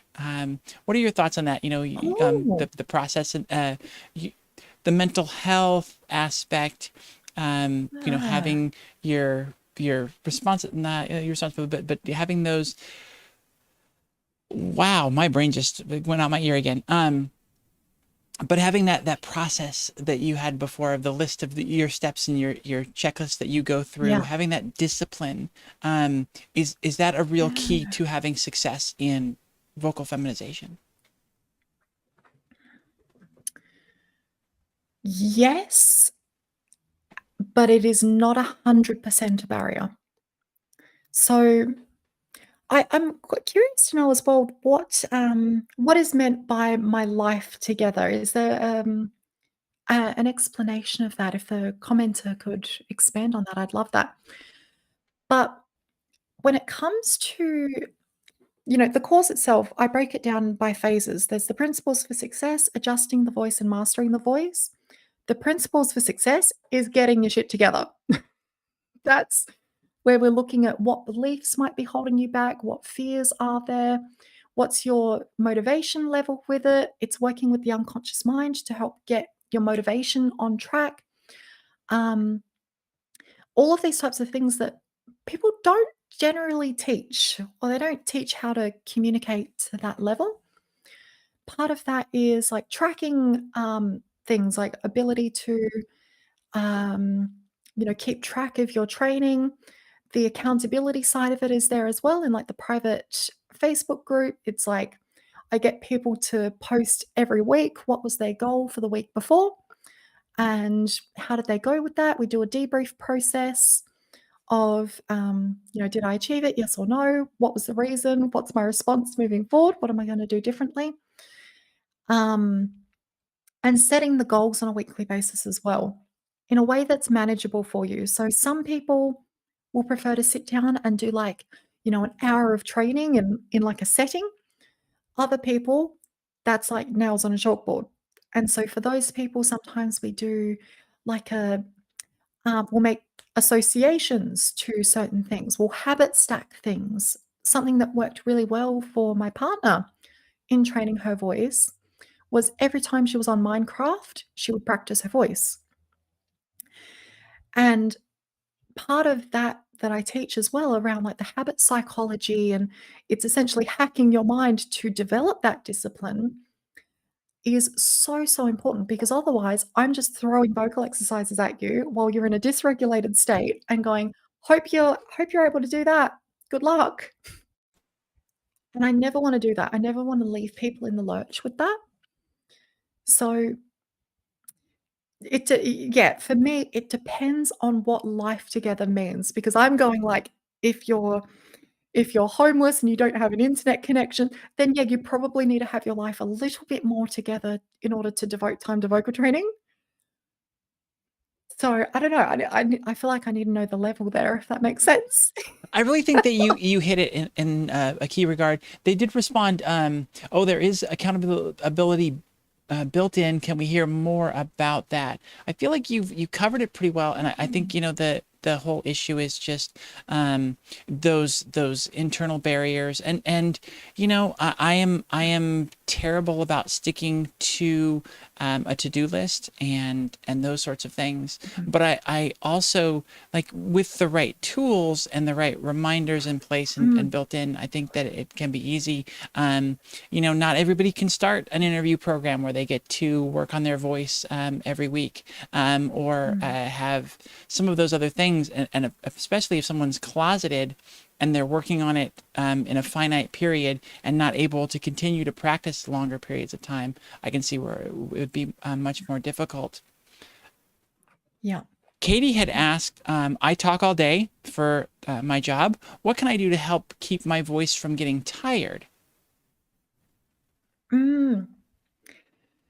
Well, there's a couple of things there. The fact that you talk all day at a job is perfect for vocal training. You have a lot of opportunity to implement and to try different things throughout the day, which is fantastic. Um, as for it getting tired, initially it is going to get tired over time. That's going to be the case. And it's the case for everyone. If someone's had a big night out and they're, talking over loud music all night, or they're yelling across to friends and all that, then their voice is going to be tired. And it also depends how you're implementing your training, because a lot of people will, there's a lot of mistakes that I talk about, like in my master classes and stuff, and I'll probably on my social media. For one example, if someone is talking with a lot of airflow, so this is something that happens for a lot of people. They get to this voice, so they're able to shift their resonance up. They've got a nice sort of bright sound, but they have this kind of quality to it where it sounds a little bit nasally, it sounds a little bit buzzy. And that's because they haven't actually shifted the weight of their voice, which is one of the core aspects to a feminine voice. And so what some people will do is they'll add a lot of air to it. And so it'll lighten it up and make it sound a little bit more feminine, but they haven't actually adjusted that weight. And when you do that, there's a lot more airflow coming through. Your vocal cords have to work a lot harder in order to produce sound. And so your voice will tire out a lot quicker. There's a bunch of things like that that will cause your voice to tire out quicker.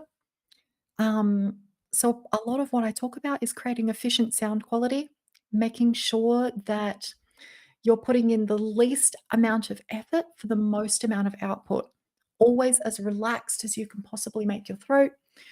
Because otherwise, your voice is going to tire out quite quickly. But it is also natural that it will in the early stages of adjusting it as well. Like even like the first year, if you're using your voice consistently, in about a year, you should get to a point where it doesn't take that much effort to keep the voice there, but you will notice it start dropping down at the end of the day if you've been talking all day. Over time, that won't happen as much. That'll be less and less. Yeah, and that It's did now because you it's a depends. Now you've completely answered my original question. Back before you were asking if you'd answer my question, and now I feel like it is a fully encompassed answer. And that's one of the big things. Again, I don't pay a lot of attention to the fact that for 2 hours on a show, I can keep my voice exactly where I want it. Probably for most conversations I can. But just like at the end of the night, when I'm not really thinking about it, sometimes it drops down. And of course, that's what I focus on. It's that negative thing of that. So it's sort of more of that mental shift than anything else. And that's a perfect segue into the follow-up. The clarification that she added for the question in YouTube was as far as getting life together, I think is right up your alley. The response was depression, etc. Yeah. 100%. How much are you able to work through depression in the time that you have in working through your courses? Oh, see, that is such a varied topic. There is so much to that. Depression, like ADHD, like autism, like a lot of things that are quite prevalent in the trans community cause a lot of executive dysfunction. And depression is one of those things. That's where the motivation issues come up. That's where the procrastination issues come up. Are you talking specifically about me right now? Because oh my goodness. Hitting very close to home. Well, yeah, it's very, very prevalent. And it's something I'm very aware of because of that. And it's something that I try to address as much as I can in those types of circles, like making it easy as you can possibly make it for yourself. There's all sorts of mind tricks, mental judo to help that happen. But at the end of the day, there's a lot of things that can cause that, and it depends on the level of that you're experiencing. Because a lot of it can come from, a home life that is not accepting, or if you're stuck in a situation where you're constantly being misgendered, or, things like that are going to contribute to that state, which is going to contribute to your motivation to do anything, not just vocal practice, absolutely anything. So, yes, in a certain level, like you do need to, I'm not going to say you need to have your shit together. You need to be willing to do whatever it takes to get your shit together enough to do it. That requires a certain level of desire there. And that's usually what I really try to help people tap into. That's some of the lessons in the course, is like helping people really tap into why they want to feminize their voice and what happens if they don't, and actually getting that across to the unconscious mind, which is usually the missing piece. Mhm. So that helps a lot of people. I try to do a lot of things in my groups to help with that. For instance, people who are active in debriefing their weeks and setting their goals for the week ahead and all of that, they go into a monthly raffle. So at the end of the month, I'll count up who has commented on posts and who's been most active in those, and they go into a draw to win a free one-on-one with me at the end of the month. So I try to do a whole bunch of little things like that to help push people to be more motivated and to get the things happening. And weirdly enough, this is actually why I feel like it's really important to charge for the services as well. Because when someone is invested financially, they actually have more of a vested interest in doing the thing, because it's almost like a sunk cost fallacy thing. Which again, it's all about what is happening psychologically. What are all those little mind things? And if we can tick enough of those, then it gives the person the best opportunity to actually stick it through and to actually do the things. So I'm always there to help people with that. I will show up so much if somebody shows up and they show a willingness, and they're like, even if they're like, Jasmine, I haven't vocal trained for a month, I'm really freaking struggling. And they come to me and go, can you please help me? There are some people that I'll go like, I've given one person a task of sending me a voice recording in Discord every day. They'll send me like 2 minutes of their voice recording, and that's their practice at the moment, because they were struggling to do it outside of that. So I'm there to help people through that, and I try to do that any which way I can, whether it's mentally or emotionally, like whatever support is needed there. But at the end of the day, there needs to be a willingness to experience some pain along that, and to show some vulnerability there, because I can only help if someone wants to be helped. If someone doesn't want to be helped, there's no hope for me.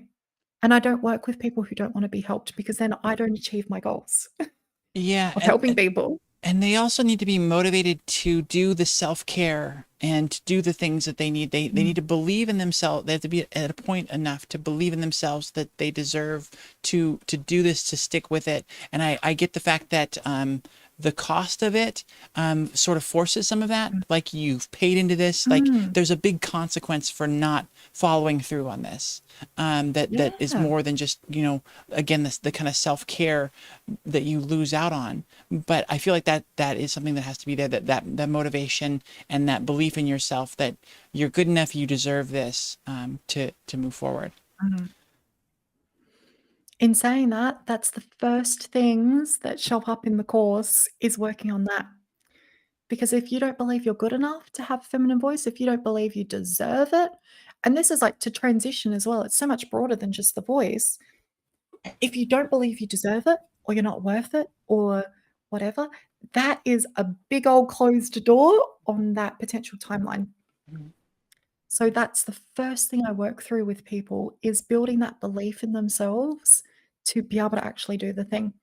And Ruth Cat, I saw, just commented in the Twitch, oops, I forgot my recording last night. So she's the one who's sending me the recordings. Well, it's Oh great my that goodness. of all the people that are here in chat and actually commenting that that I'm sorry, I'm gonna assume she her pronouns, so forgive me if that's wrong, but that she's the one that's in chat. So I love that. It's wonderful to have you here, by the way.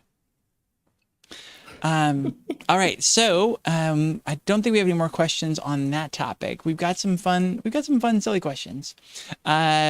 Rich asks, you said you watched Sailor Moon growing up. Was there a question there? Did you just want her to expound on that? Because there is a question mark at the end of that. I just don't know what the question is. What did watching Sailor Moon do for you at that point? Oh, it was a very euphoric thing for me because I had a pretty wild imagination. I was able to visualize myself in all sorts of, situations. And Sailor Moon was freaking awesome because they do the whole makeup and they spin around and then the boots are on and the makeup and then the nails. And I'm like, I would just live my life. I would have so much fun, like spinning around and going, oh, pretending I've got all these nails. Sometimes I'd get sticky tape and put it on the end of my nails and go. That was just a lot of fun for me as a kid. And it was one of those things where I'm like, I don't think other boys do this. But it was, yeah, that was great for me. Love Sailor Moon. By any chance, are you a Star Trek fan? I only ask because, if I'm not mistaken, your earrings are tribbles.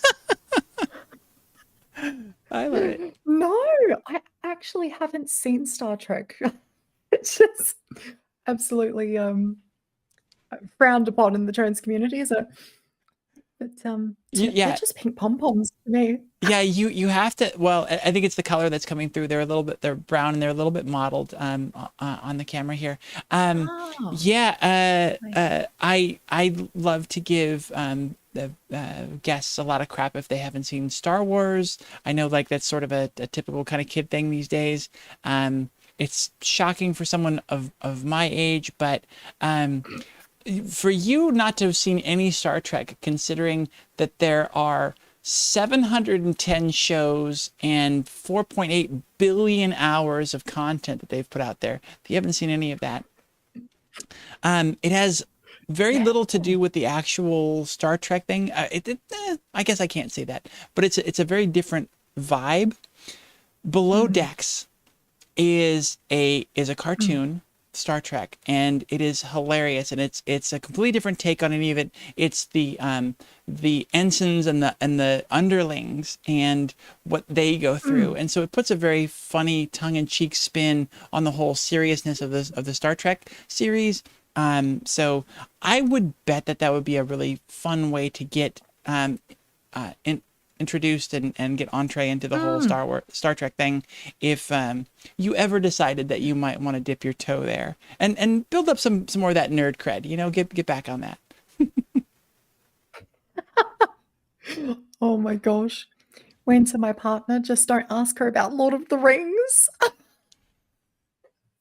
We have Honestly, another winter in I'm chat. a How awesome. terrible trans prepper. That's my partner there. Yeah, there are certain things. So you must also be some kind of computer programmer or some kind of tech person. One of my favorite things that I learned. Trans stereotypes. Oh my goodness. Yeah, right. Yeah, one of my favorite things, favorite trans stereotypes that Rosa actually shared a story with recently is a friend of hers came out to her as trans as well, and she said that the reason that they felt comfortable was they suspected she was trans because she always wears chokers. Yeah. Check. Yep. Oh my gosh. Trans tropes. I love them. I was at a Christmas meetup where with Rosa and like a bunch of other trans people recently, and Rosa brought out a plastic packet full of those chokers and was like handing them out to all the trans girls. It's hilarious. So we're like all sitting there with the same choker. Uh-huh. You're trans now. You Oh. you need one of these. You need one of these. You need one of these. Pretty much. Emergency supply of chokers. Oh, I love it. Yes. Oh my God, I gotta give her shit for that. Okay. She Rosa, literally does. She has emergency chokers in her car. Like, it's the whole thing. I love Rosa to death. I'm so bummed that she wasn't able to be here tonight. She's one of my best friends. Yeah. So what a great girl. She'll watch this. Yeah. Let's see. Was there anything else? By the way, I love interviewing partners of trans folks, and the fact that your partner also happens to be a trans folk. Winter, just keep that in mind. Have Jasmine send me a message if you're at all interested in being on the show. Jasmine, I'm a little bummed because this. Oh my God, she's here. Oh, hey, Rosa. Here she comes. Wow. And I don't know that she You heard really us picked up on that because she couldn't hear. So it was just the right timing. I love it. Damn, what was I going to say? Oh, yeah. That's funny. I believe Jasmine, unfortunately, on the break, I said that I was playing a video from our 100th episode that was a compilation of the episodes before that of, the advice for young or closeted trans folks out there. And I believe, let me check my list. I think this is episode number 149. So just so close. But come our next episode, I'm gonna have to get off my butt and put together an updated version of that because we will hit episode 150. One more second here, folks. Just bear with me as I check the calendar. We've had a lot of gaps in the schedule recently because somebody hasn't been good about booking guests. We do have a guest next week, so we will be celebrating our 150th episode next week. Isn't that phenomenal? I'm so excited about that. Exciting. Yes, 5 years, 150 episodes. 5 years is actually in June, but this is our 5th season, so. Very nice. Everyone because you're famous. Yeah, Rosa's got a fair bit of fame, and she deserves it. She's pretty awesome. As well, we can't wrap up because now Rosa's finally here. The hilarious thing, Rosa, is you messaged in after we were just talking about you, so your ears must have been burning. Mhm. We were talking about trans tropes and the fact that your friend felt comfortable coming out to you because you wore the trans badge of honor, the choker, and then all the lies, Rosa, all the lies. And Jasmine was sharing the story of you at a holiday gathering, handing out chokers from your emergency stash. Yeah, it's great. We have actually told no lies about you. We told the fact that you like to LARP with swords and you like to hit poor innocent men in the testicles every time. So. Yeah. But I'm very excited to hear that Winter gets to do that with you. Now, yeah. Winter recruited her. That was one of the first things they spoke about. I love it so much. I'm bummed. I would. Oh God, I got to make it out there because I really want to challenge y'all. I was at a bachelorette combined party. And we did that. We did a thing that had the bow and arrows with the foam tips on it, and I annihilated it. It was so fun.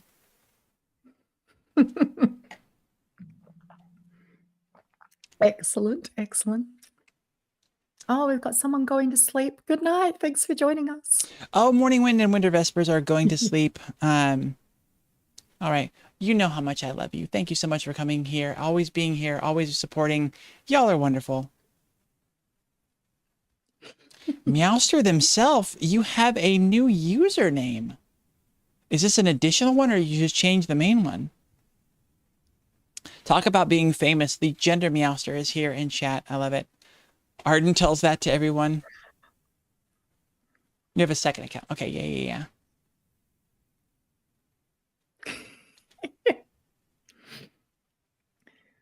just seeing all of that, I'm like, I am such a bad trans person. I don't know anything about computer engineering. I don't know what Warhammer 40K is.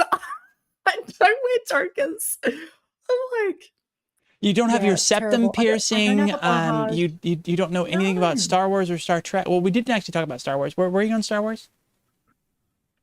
No. I've seen some of it, Okay. but not much. Okay. Mm. Oh, actually, I do like some of the newer ones that have come out on, was it Netflix or something? The Mandalorian. There was a series, Mm-hmm. like a more modern series. I quite liked that. Yep. Mandalorian was phenomenal. Oh. I still haven't even. For some reason I haven't watched season 2 yet. But oh my god, and I haven't watched Ahsoka yet. I'm a bad Star Wars fan too. But Oh, you know, is anyways. Ahsoka the one I'm thinking of? No. But yeah, Meowster, I think I can get into those more. Meowster says you're not a bad trans person, Jasmine.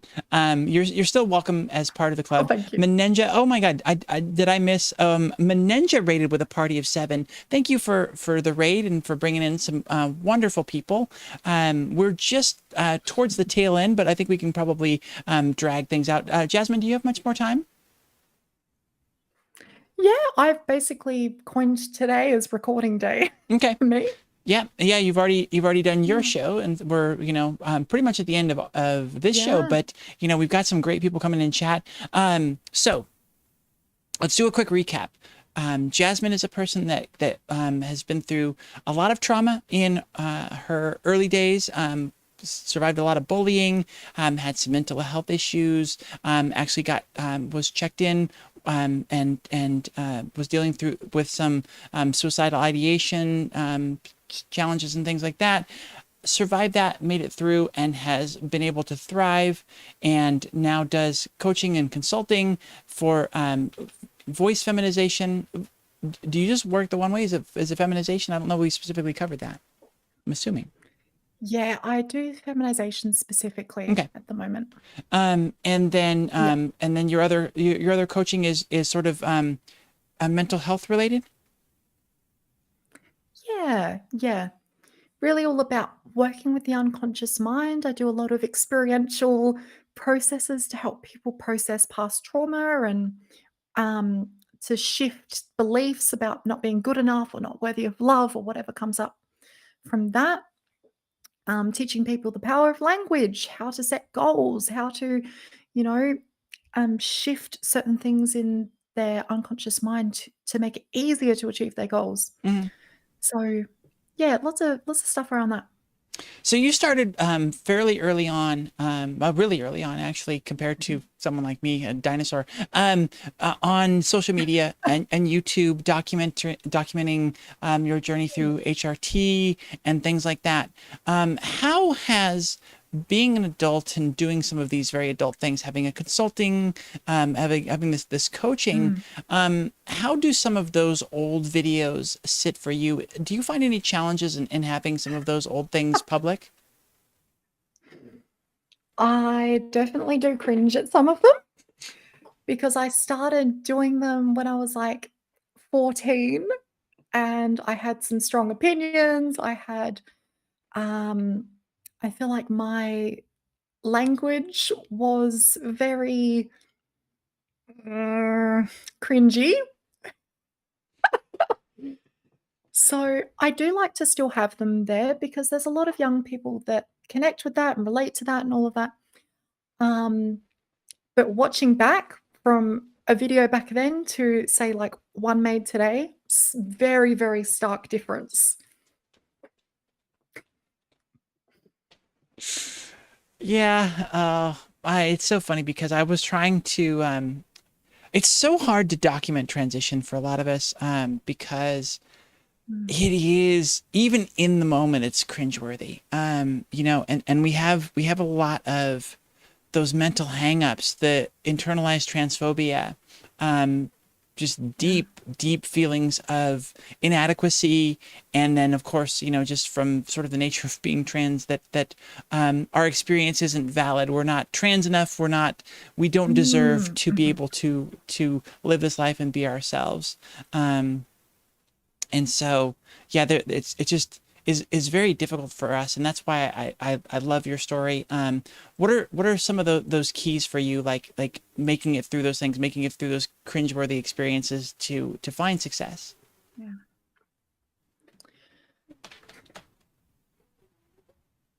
To me, it's just showing self-compassion, and it's looking back at that younger version as what they were. They're doing the best they can with the resources they have. And I view it's something someone said to me recently. It might have actually been Roofcat on the chat. I feel like it could have been that you can't feel cringe looking back at something if there's been no growth. And that's something that's really stuck with me, is that you can't look back and cringe if you haven't grown. So now I look at that as just an example and as a signpost that actually I've grown a lot and I'm developing a lot, which is a cool way to think about it. That is so great. Yeah, Mm. that's a wonderful way to look at it, and as the proof that you've made a lot of progress. That you wouldn't wear those things, that you wouldn't do that with your hair, that you wouldn't do that with your makeup. Yeah, I do love that. That is a wonderful perspective shift, and you know, it adds on to something that we talk about here a lot, of the importance of looking not at where you're not, where you know the goals you haven't achieved, the look you haven't achieved, and how like other people are so much further, whatever, and focusing more on how far you've come. And I love that, having that grace and that patience and that beautiful perspective on who you were before. And it's like, this is just proof that I have made so much progress, that I'm doing the work, I'm doing so good. I love that. Yeah, 100%. Really, really important stuff. So that means I'm growing, Rosa. Yes, that's why you were so cringy before. No, just kidding. I'm trying to catch up with all the comments. Oh my goodness. Yeah, there's a lot. It's going. Let's see. I need another question because the dog wants back in, and I don't want to just disappear and leave you sitting here by yourself. Darn. Okay, Lennon, I'll be right there. Hold on just a second. Quick question. Let's see. You know, trans people, I think there is a draw to sort of nerddom and stuff because there is a sort of a need for escape. What are some of your current forms of escapism that you like to do, and that you're sort of passionate about? If it's not Lord of the Rings, obviously Star Trek, or anything else that other trans girls are into. Oh, I like that. But me being me, I'm going to pick on the language a little bit, because escapism has a certain connotation for me. I don't feel like I need to escape from any part of my life. There's nothing for me to escape from, which is very different to how I used to be, because I used to really much, well, my brain's starting to shut down now. But I used to very I'm much rubbing off live on you. in a fantasy world. We're getting delirious. Where, because things weren't the way I wanted them to be, and I was struggling so much, I would build up these scenarios in my mind, and I would wish that I was there. And a lot of that came through like writing and stuff as well. I would write about the experiences that I'd want to have as though it was another character and things like that. But that, to me now, is a creative outlet. It's not something I do really at this stage. Winter does that more than enough for us. But now I wouldn't say I have any escapism necessary, because I actually love my life. I love what I get to do. I'm very grateful for everything in my life and everything that I get to do. And so for me, it's just finding the balance between going and doing the things and actually stepping back and going with the flow a bit more. Like, that's a thing for me at the moment. And that's why I wrote this list here, the 2024 live. with things like, regular dance classes and yoga, more social activities, game nights with friends, daily meditation practice, because I did lose sight of that for a little bit and kind of burnt myself out with all of my lofty goals and ideals and things that I want to achieve in the world, because I want to achieve a lot. Like, I have big goals and ambitions. However, I'm learning to slow down and not escape, because I love that stuff. I love doing that and it fuels my soul. But I also love disconnecting from that entirely and just chilling, just chatting, laughing with people, telling jokes, telling stories. So yeah, I wouldn't call it escapism. I'd call it balance for me. Hmm. Oh, I've lost your audio.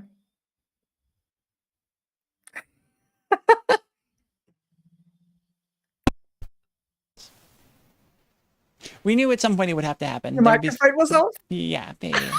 I was yelling at the dog. There was a whole thing. So yeah, it I'm so jealous. You sound so much more well-adjusted. Because you're looking at things and dealing with things in a way of balance.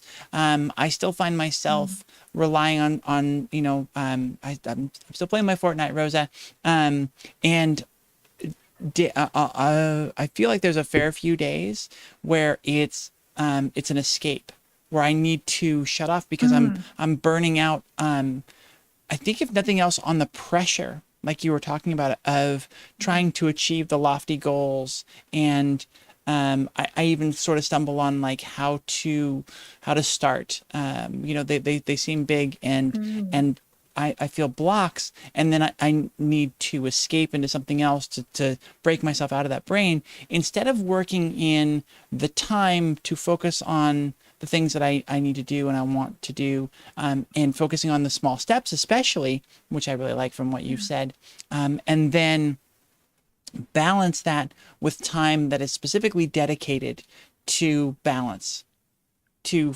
doing those other things that are important, that are good, that are self-care, but then also have that effect of sort of escaping, but not in an unhealthy way, but just taking the break from that, giving yourself that reprieve from thinking about that at all, and focusing completely on something else.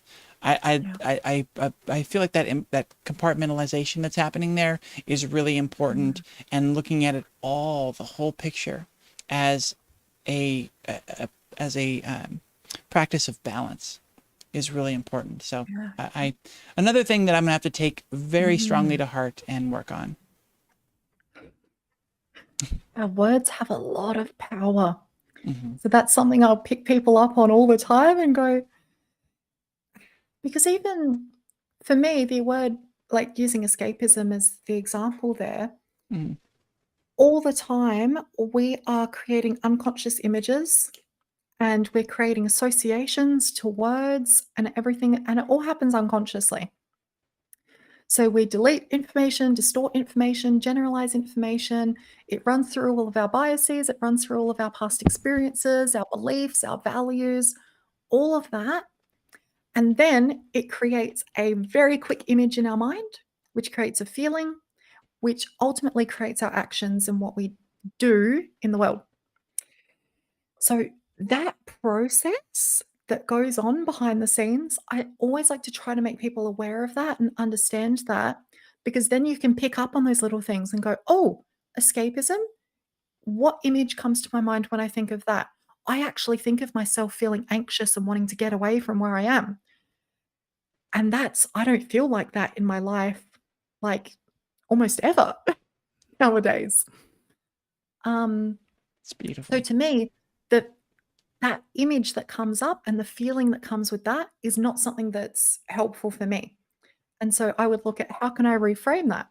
And for me, that's balance. It's like, what does that mean to me? That immediately, the picture that came to my mind was sitting at a table outside of a local queer bar with Rosa and with a bunch of other people chatting. That's the image that came to my mind. And that feels good. That feels light. That feels fun. That feels refreshing. So it's totally different experience just based on that word. Just kind of interesting. Yeah, and I find it really interesting. This is my special interest. Yeah, and Meowster agreed with that. The words have power, and that's sort of very close to my it's very close to one of my mantras and one of my hills I'd love to die on is the words matter. And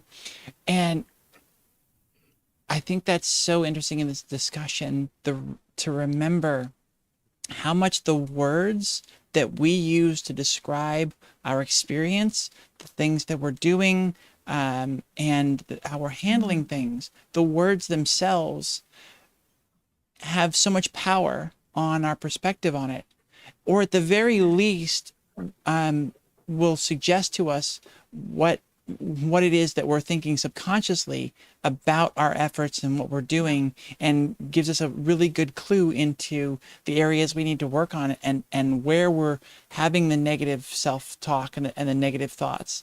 Because that language, it all feeds into each other. Whether it's the language you're using and the way you're thinking about it, that's coming first, or whether it's reactionary to your situation, there is a lot of power in analyzing that and really thinking about that and paying very close attention to the words you use. I love that. 100%. And Soul Munchies So is offering to help me figure out how to get into success journaling and good mood journaling. Which that's one of those things I really struggle with.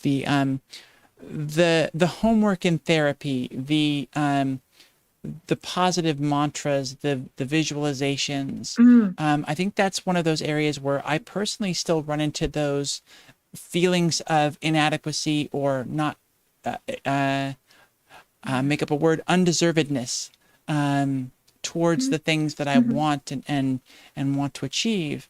That's an area that I'm still really working on. Is I have a massively increased amount of self-worth than I've had in the past. But there are still those things that show up that are areas that still need to be worked on. I think that's something that's very common for us. I love how actualized you are. It's very impressive. But I do give myself the break on that of like, you got to start super early, hon. Also, like, keep in mind though, this is my freaking special interest. Uh-huh. That is something that This is your 12 Star years of Trek. therapy. Yeah. And this is going to sound a little bit crazy, but last time I checked, I've spent $150,000 in my own self-development. This is Australian dollars, so put that into perspective. It's like 30% less in US. But I've spent a lot of my own time, money, and resources into learning all of this stuff. And my mental health has actually been like my special interest. That's why I love talking about it so much. I love helping people come to the realizations that I have and helping them implement strategies to bridge that gap. And something you mentioned just before as well, with the whole like, oh, I've the visualization exercises and stuff, there's that feeling of undeservingness or whatever behind it. That is where the experiential side of it and the processing of things is so important to me, because what that made me think of is people that go, toxic positivity side. I'm going to say affirmations. I am loved. I am happy. My life is the greatest that any life could ever be. And they don't actually feel it. And so they don't get any meaningful change from that. I just wanted to mention that as well. It made me think of the episode of Angel from like the spin-off from Buffy the Vampire Slayer, which I've been loving, where Cordelia is sitting in her dilapidated freaking apartment going, I am a superstar, I'm amazing. Yes. But yeah, that's the thing that people have quite often is they don't actually feel the thing. They're not actually processing the thing. They're just using wishful thinking, essentially, which is something that can happen sometimes. I just want to quickly mention as well, Ginger Meowster, there was a highlighted comment. Sorry, I didn't get to that.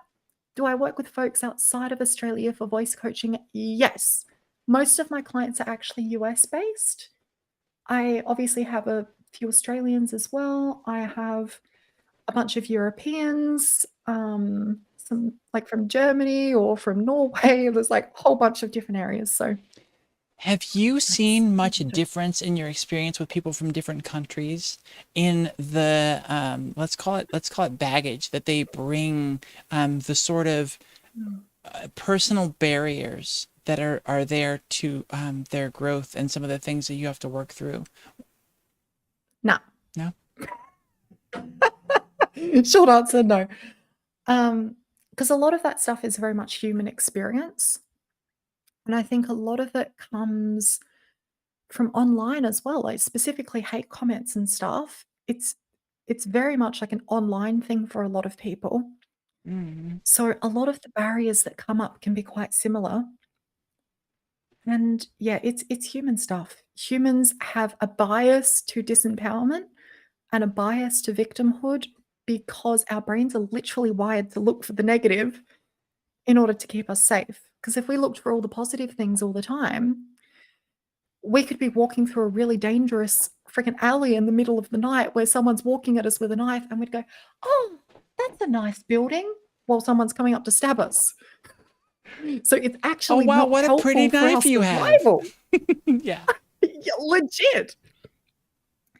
That's what a lot of people don't understand when it comes to this mindset side of things, is it feels like a slog sometimes because that's how our brains are literally wired to keep us safe. And it is so much safer to focus on the things that could have a potential to harm us. That's why we focus on those things. I love this stuff. I get so into it. Let's see if I missed any other comments.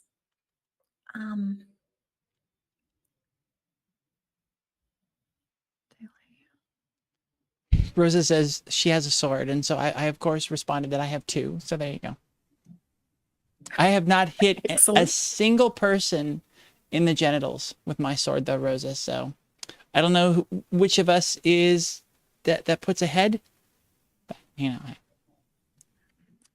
I feel like Rose is winning in that one. you would put the win on Rosa's side. Okay, okay. Yeah, I think so. Oh, and Rosa, I don't know if that was today. I'm very grateful to have met you. I'm very grateful to have met you. If that wasn't me, either way, I'm still grateful. I am very grateful to have met all of y'all. Like, there are some wonderful people in all of this, and that's been one of the big things that helps keep me going in those moments of executive dysfunction and the struggles. I mean, I don't want to say I called out sick. Like, I totally bailed on the news show yesterday. I just simply could not deal. I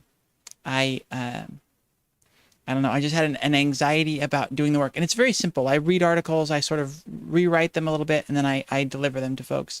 And for some reason, I just had a big issue with that yesterday. And you know, it's the people that we get to do this with and for that really make it absolutely worthwhile and so fun for showing up. And I'm glad that I at least have the drive, the wherewithal, or whatever, that like if I have a guest for the transgender show, it is happening hell or high water. So I've got that little bit of pride to hold on to.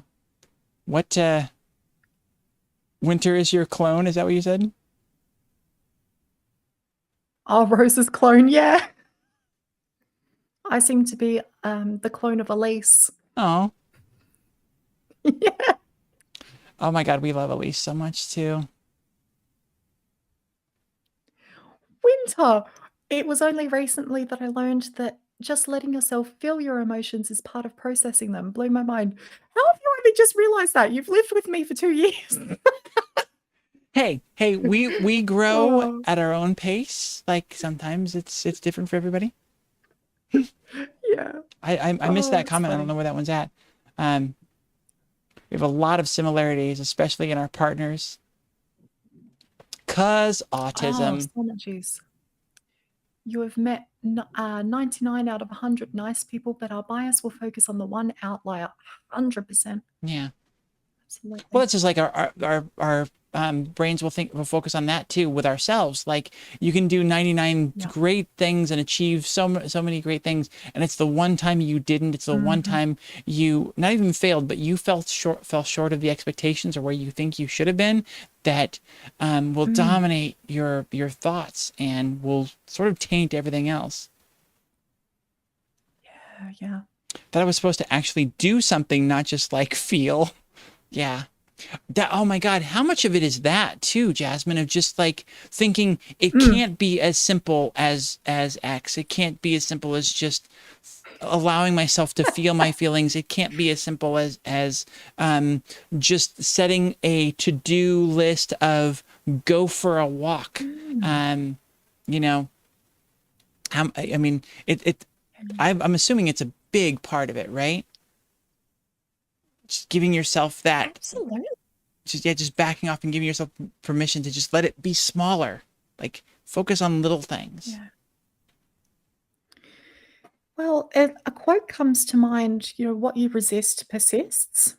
And it's something that when you look at distress tolerance skills in how it's described in CBT and some other modalities, if you resist a certain negative emotion or you feel a certain thing and you block it away or you push it down, it actually becomes bigger and it becomes this big, scary, unknown thing.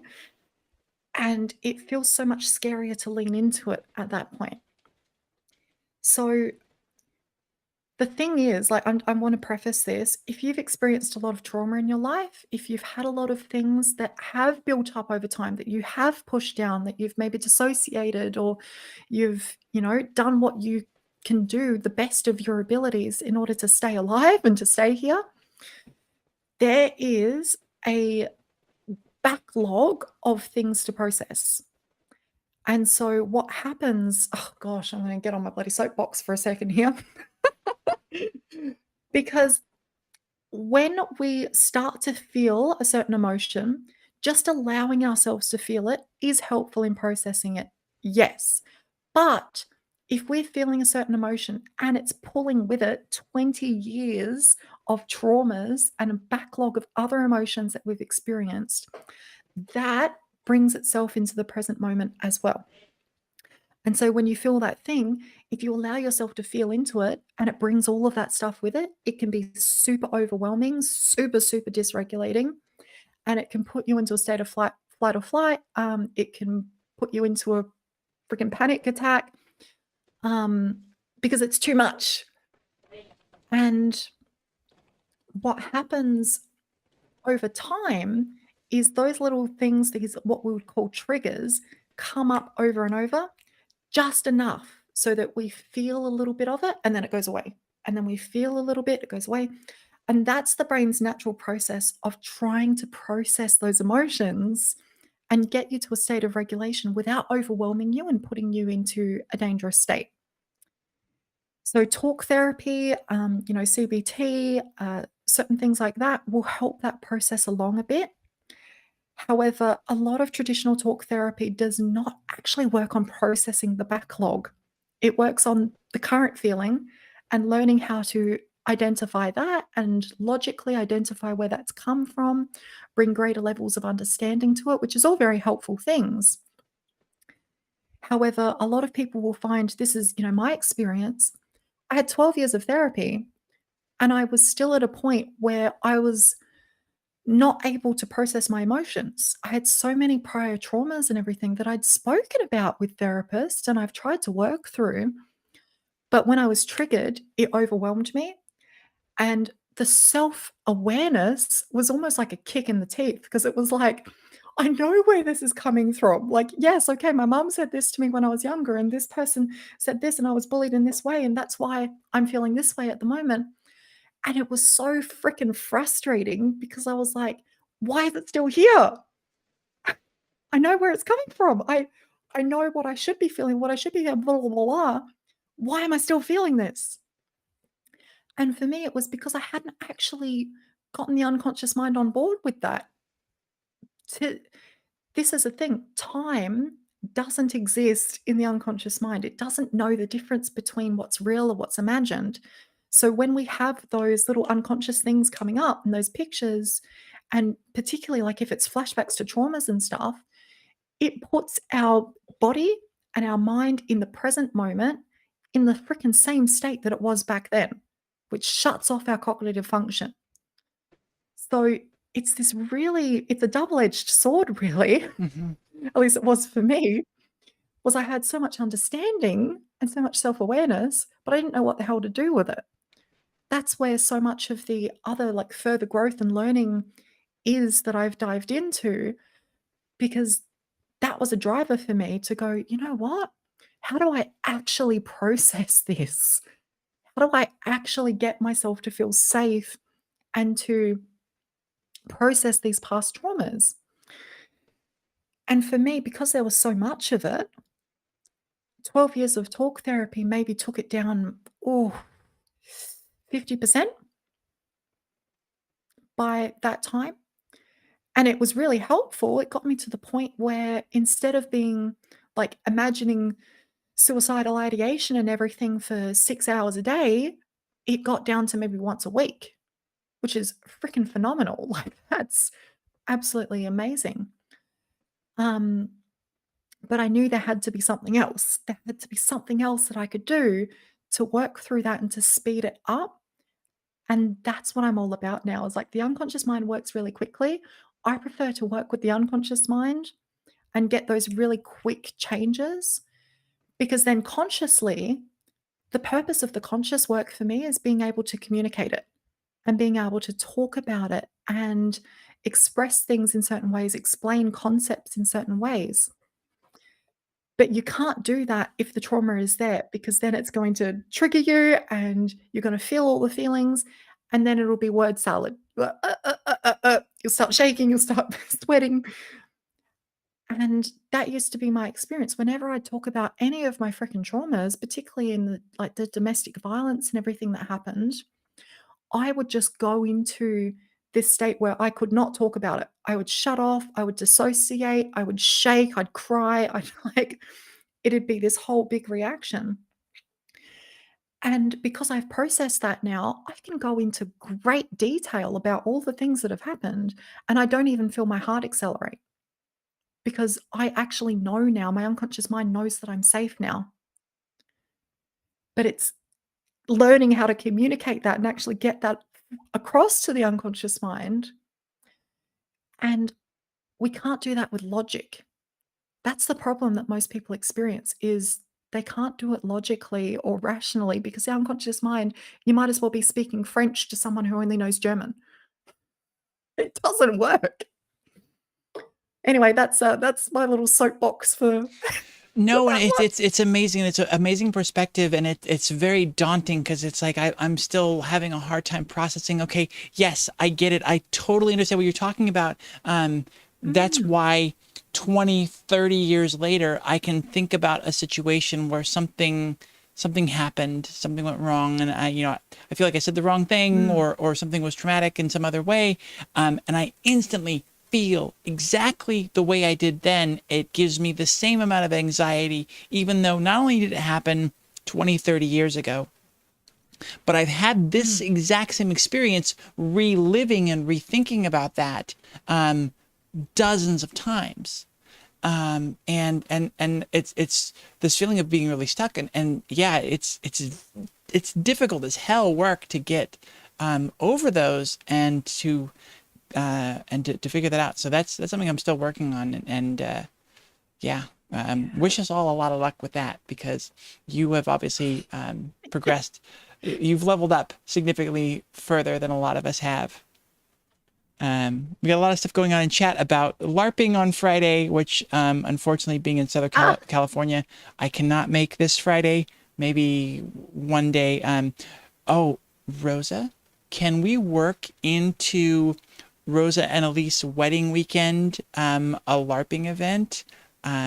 that would be amazing, because I will definitely be there for that in 2025. But yeah. So much. This has been absolutely wonderful. Boy, I'm gonna have to really talk to my therapist about some of those old traumas. It's just weird because, you know, I was in therapy for 5 or 6 years, and there was a big gap, and I'm finally getting back into it. And a LARP wedding, I love it. Well, where was I going? Just the thought of working. Oh, anyways, I feel like I've talked through so many things, and yet just this last week with my new therapist, there's some things that came up that were framed completely different this time, talking through them. And I don't know where I'm going with this, but it's so fascinating to dive into the mind, to dive into those old experiences, to dive into those old traumas, and to be able to find new things, new ways of thinking about them, new ways of. But again, like you said, that's talk therapy, and you're applying logic to the old things. So remind me, just try and dive into that a little bit deeper. What is the way to change the mindset in thinking about those and approaching those that allows you to get to more of that subconscious level, and talking in a way that that subconscious responds correctly?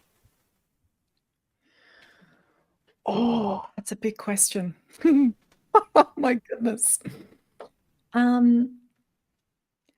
So I'll start by saying there are a whole bunch of different forms of therapy.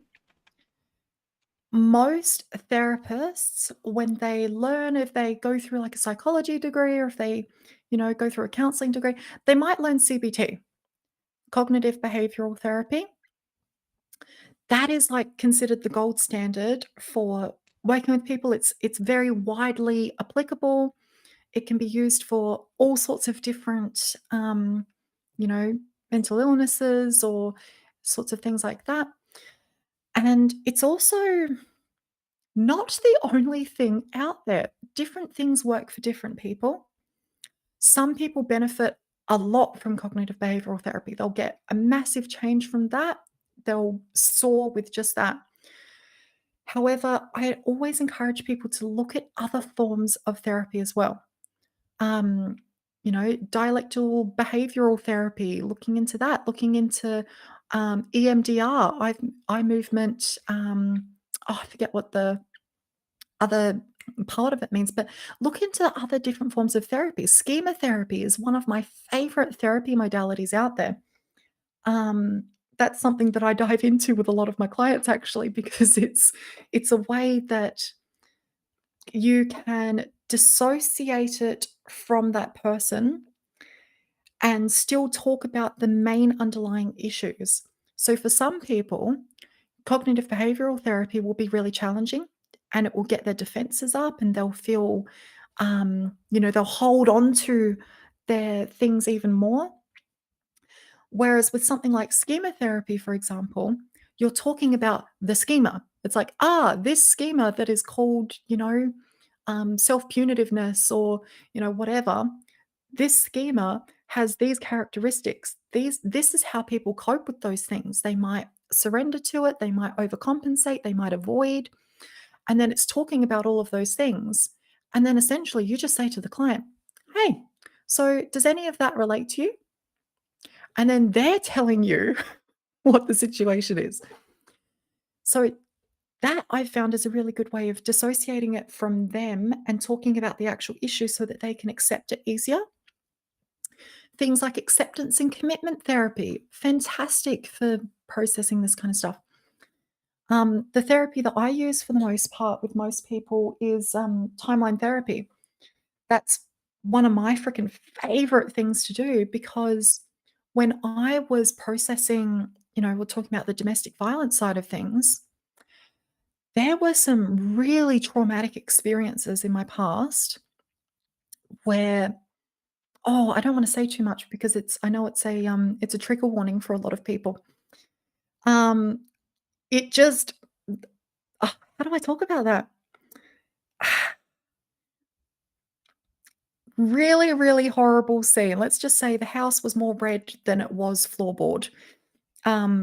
Really, really horrible. And that is something that I suppressed. I pushed it down. I had, I was like PTSD kind of flashbacks about it. I couldn't talk about it. I couldn't even think about it without shaking, crying, and freaking out. And when I found that, timeline therapy and I actually practiced that, it was a process of dissociating from myself currently and staying dissociated from the event, keeping yourself in a safe space mentally, and then associating the resources that you need, the learnings, the lessons, everything that you need to know in order to feel safe in the current moment while safely away from that experience. So you're not re-traumatizing yourself. You're not in it, which I found was happening with other therapies, is the therapist was dropping me in it and I was feeling it and it was too much. It was overload. It was overwhelm. And that is one way of processing it. But that's what scares people off of therapy a lot of the time, especially if they've had a traumatic past, is they're like, I don't want to do that again. That was horrible.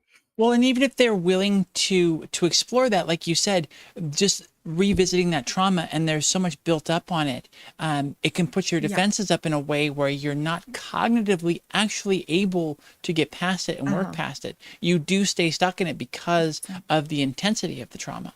So Exactly. I love these ideas of different approaches, and it's sort of fascinating to me because looking to get back into therapy, I think I need to find a therapist. Like, it's just that simple sentence.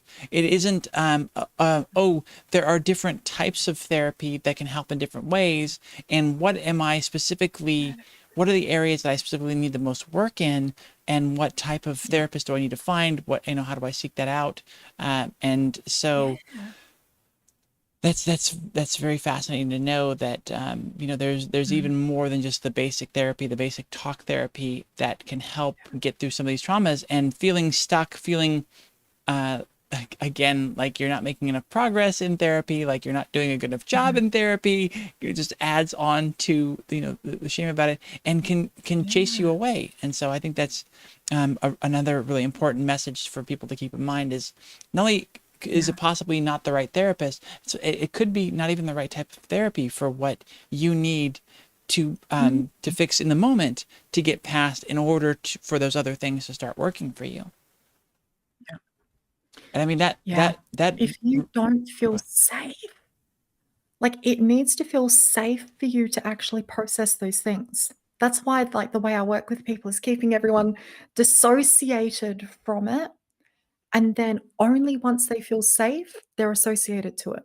And I'll get people to literally go back into the event, look through your own eyes, and check on the emotion.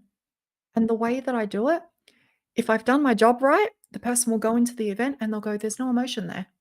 And it'll shock them. They'll be like, wait, what? I was terrified of this. This was a horrible traumatic experience. But they don't have the negative emotion attached to it anymore.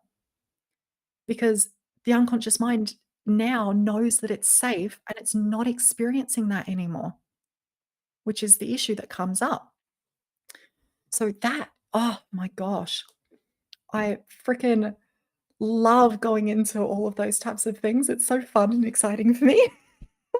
Clearly, yes, clearly. Yeah. Not even it's There was not something it's else not I a wanted to soapbox. say and what It's your focus. It's your passion. It's what fuels you, and I love seeing that. Oh yeah. Absolutely. So Yeah. with all of this experience, with all this work that you've done on yourself, and all of these things that you're trying to kind of help people with now, and it sounds like that's sort of something that you're newer into helping people with and working on. What's the future for you? You said you have really big dreams. Where are you aiming to go with this? What's funny is the new thing is the old thing, because that's what I was when I started Javine, that's what I was focused on predominantly, was the mindset coaching. So I would do, one-on-ones with people. I had a group program called Redefine and Align, and helping people process traumas and work through beliefs and work on where their focus is and their languaging and all of that. And then I shifted to vocal feminization predominantly. And the reason I did that was because there are so many more people that are willing to dive into vocal feminization and are willing to pay for that service than there are willing to confront their traumas. A So sad I found truth. it quite Yeah. a Mhm. struggle. It was quite a struggle for me back in the day because I wasn't making enough money to live properly, right? And it is my sole source of income. I don't have any side jobs. This is what I do 100% of the time. And so I pivoted to the vocal coaching because it's something I'm very competent at. It's something I can help people with. It still serves that main goal of helping people feel more confident, comfortable, and safe. However, the mindset side, you can see it. You can see how much I love diving into this. So for me, it's something that I'm bringing back in. Like this year, I'm planning to bring in my Mastering the Inner Voice program, which is all about the trauma healing. It's all about looking at the inner critic. It's all about helping people process those traumas and the beliefs and set goals and, help get rid of any barriers that are in their way to achieving those. Because that is ultimately what I love to do. And I still do it in the vocal coaching. People come into my vocal coaching spaces and they're like, I didn't realize this was going to be a freaking therapy session. You can't get away with it with Jasmine. You can't get away from it. Yeah. No. But that is something that I've made a commitment to myself to bring in much more this year and moving forward, because I now have the ability to do that. With the course, the vocal feminization course, people now have the capacity to get that help from me without me needing to be there for that. And so it's now a bit more of a supplement to the income side of things. So I can start focusing more on the things that I really, really want to be diving into that take more emotional energy from me. Those types of things take more emotional energy from me because I'm diving deep into people's psyches. And there's, secondary trauma and stuff that I need to be aware of with that kind of thing as well. So that side of things, yeah, I'm so excited to bring more of that in this year. I'm giddy about it.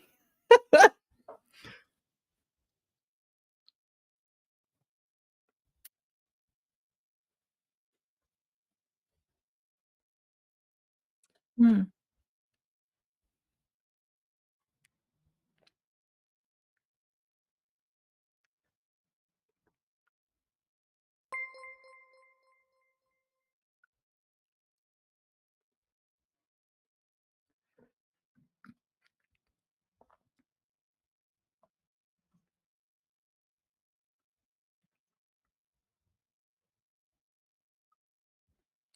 Mm. Yeah, it certainly can be.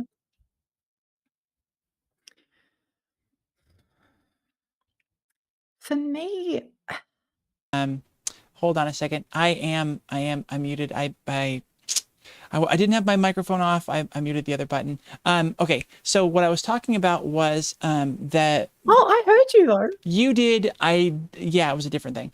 The audience didn't. Oh. So what I was talking about there is how in therapy that you, Jasmine, in dealing with some of these traumas that people are going through and experiencing, diving into all of that, how do you leave that situation without carrying a lot of that weight on yourself? Yeah. And that can be a pretty tricky one. I find that the less emotional triggers you have, the easier it is to not allow other people's trauma to traumatize you. So essentially, if there's no button to be pressed, the button doesn't get pressed because it's not there. In saying that, there needs to be a level of understanding on how to recognize when you're in an elevated state and when something has triggered you, in order to process that in real time. Because if you don't and you push it down, it goes into the archives and then you've got to deal with it later. It pops up at other inopportune times. So a lot of what I'm been working on recently actually is learning more about how to process things in the moment in an easy way and in a quick way. Getting back to the past of it though, because that is something that I feel like I've always been pretty good at not dissociating from, but I don't let other people's stuff stick on me, if that makes sense. And that was something that made me really good at the suicide crisis counseling that I used to do. Was I would leave some of those calls and it's a heavy call. I don't know where that person is at. I don't know if they're alive today. Like, and that can be a heavy thing for some people. However, for me, it's about my focus. And I recognize that if I focus on those things that I can't control, then I feel out of control. I feel disempowered. I feel out of control. And this is a core thing that I would freaking teach anyone is this thought helpful to me? Is it helping me show up how I want to show up? Is it helping me feel how I want to feel? Is it helping me help others feel how I want them to feel? And if the answer to that is no, then I need to shift my focus. So when I notice that my focus is on what I can't control, what if that person does this? Or what if, that? Or, oh my goodness, somebody's brought up this thing and now I feel insecure in myself because I've never thought about that. And what if I'm this way? Or what if blah, blah, blah, blah, blah. I experienced that today because I was doing a podcast interview on the Trans Boss podcast with a detrans woman. And she was talking about her experience, coming to terms with, initially beginning her transition and then detransitioning. And her experience sounded very similar to mine. And I noticed this little self-doubt pop up and I went, oh, holy shit, if she can experience that and detransition, like what actually makes me secure in myself and know who I am? And this weird sort of thing came up. But I'm so good at recognizing that now. And I'm really adept at noticing that and noticing how it feels in my body, where it comes up, what thoughts are coming up, what images that's giving me. And from that point, it's really about centering into your body, practicing a little bit of mindfulness, grounding exercises, like the 5, 4, 3, 2, 1 is a great one. What are 5 things I can see, 4 things I can touch, 3 things I can smell, taste, all of those, like engaging all of the senses. And once you're grounded, you're able to actually step back and go, okay, what do I need to know to feel safe right now? What is this bringing up in me? Well, it's bringing up a little bit of self-doubt because I've never thought about that before. So what does that mean for my life? Well, worst case scenario, it means that I have more of an understanding and a deeper understanding of myself. So that's a pretty good worst case scenario. And over time, like this is a process that people go through initially, and it can be a pretty intense process when you've got all those archives. Once those aren't there anymore, it's just about recognizing it, feeling it in the moment, and letting your nervous system know and your unconscious mind know what it needs to know to feel safe in a grounded state. So that's a lot of what I credit for not carrying other people's traumas and not worrying about that, because I can only control what I can control.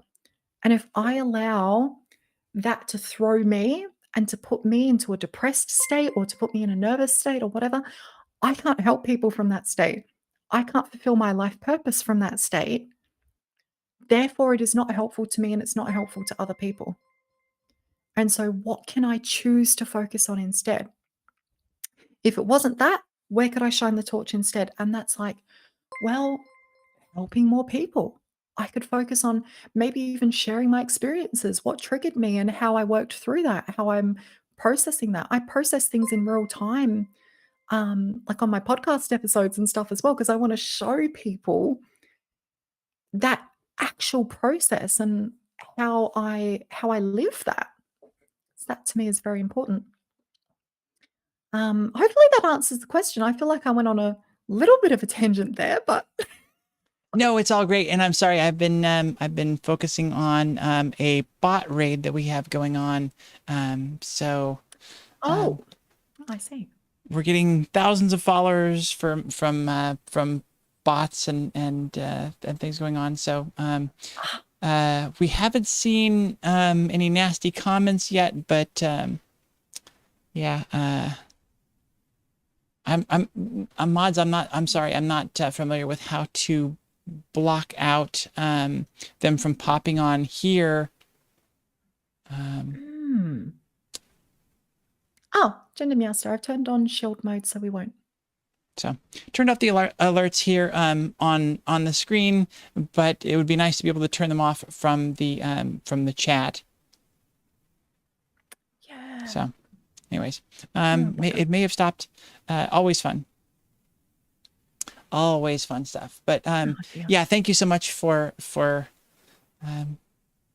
just everything that you're doing. You're doing such great work, and I love your approach to things and the way you're thinking about things.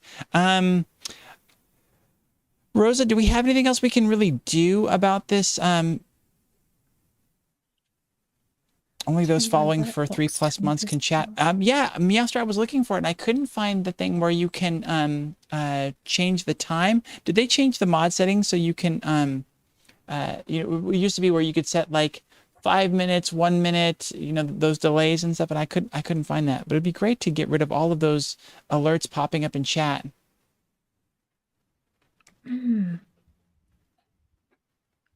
For the cooldown. Yeah. I'm not the techie type kind of trans person, so I can't help you. It's all right. Yeah, clearly. Yeah, the whole stereotype thing. But anywho, is it not popping up for y'all? It's just over here. Okay, I need to stop talking about it because you don't see it. It's over here in OBS, where I'm running the show, so that's why I'm seeing it. So thank you for pointing that out. Yeah, y'all, we are approaching the 3-hour mark, and I don't want to take up too much more of Jasmine's time. As amazing as this conversation is, it seems that we could just talk for days and days, and I love that.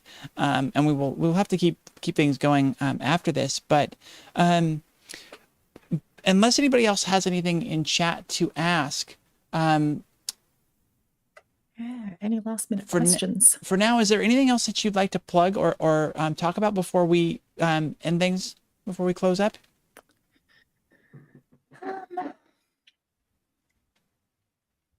I think just because there was a lot of interest in the vocal feminization side, the masterclass happening this month, this week actually, this weekend.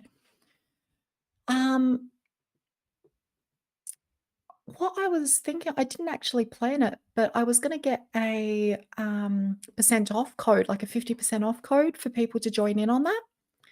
I could still do that. And actually, if Winter, you're watching, you'd probably be able to do that in like 2 seconds in the background.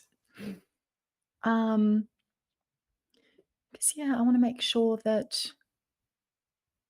they're aware of that. Other than that, I don't think so. Oh, and I don't know how to pronounce this, but Ezekiel, perhaps Jasmine is a great speaker. Thank you. It's very kind. Well, and I was supposed to say, hi Elise, we love you, because apparently you can hear us now in the car. So glad that you're here listening. Wait, what's that? I was I haven't had a chance to talk directly to Elise in a long time, it feels, and so I wanted to say, love you and miss you. No. I like Elise. Elise is one of my favorites. And not just because we're super similar. But because she is awesome and amazing. Yes. All right, y'all. The comments? I think that's going to just about do it for us. Like I said, I'm going to give this a few more seconds. We do have 1 whole minute left before we hit the 3-hour mark, and I'm absolutely cutting us off there. Is there anything else you want to ask? I guess I can't cut her off mid-answer, but I feel like we've covered a lot. This has been amazing. Elise is laughing. Good. Got her laughing. Got him, as Maddie would say.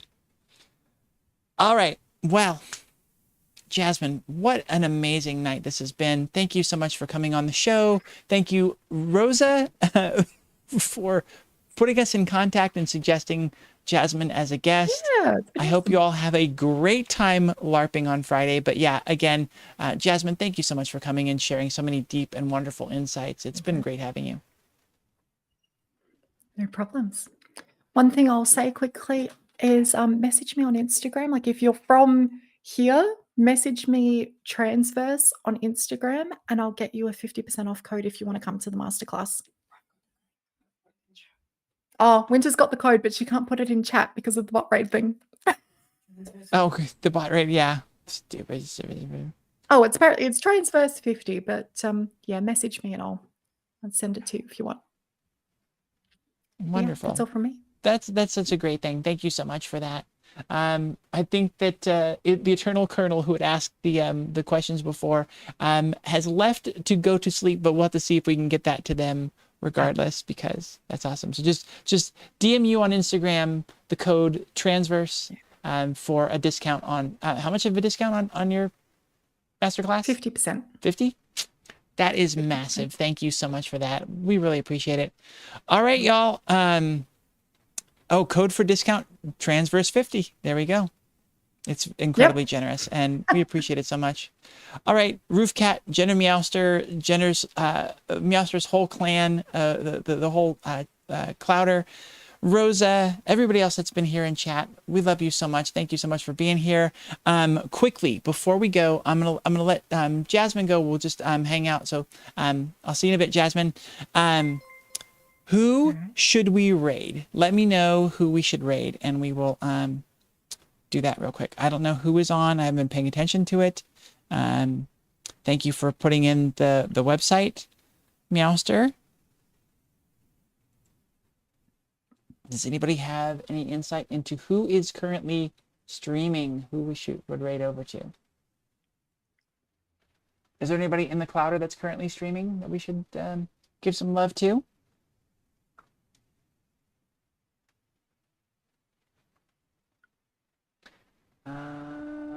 Riverboat, Willow, Dorpheus. Those are the ones I have on. Do y'all have anybody? Meowster is checking. Hold, please.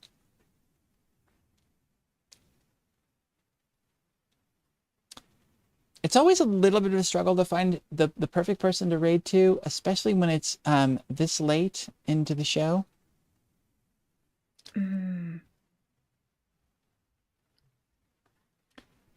That's the username at USA HOLE, huh? There's got to only be one at, right? That's a typo, right? Could you just confirm that?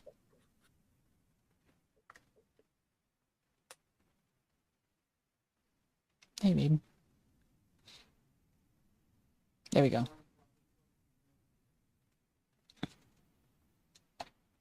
All right. Rosa, one of the LARP people are on. I haven't hit them between the legs yet.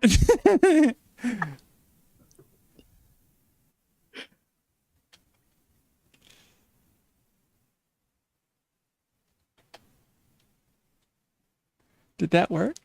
I tried it. I don't know what it... The raid has been created. Okay, Ezekiel, it's on you. We're going to USA Hole. Wish us luck. I hope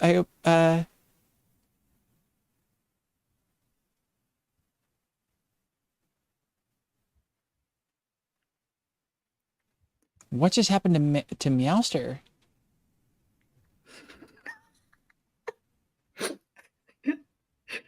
Okay. Oh, they're Meowster is helping talk about the raid. Okay, cool.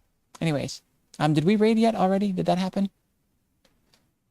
Meowster created it. Send us over. I don't know why it didn't go on my version, but send us over there. Get us out of this thing with the bot raid, for gosh sake. Oh dear. Oh, and Meowster just pinned the Transverse 50 code. All right, y'all. I'm going to put us on our end screen, and hopefully the raid will happen soon.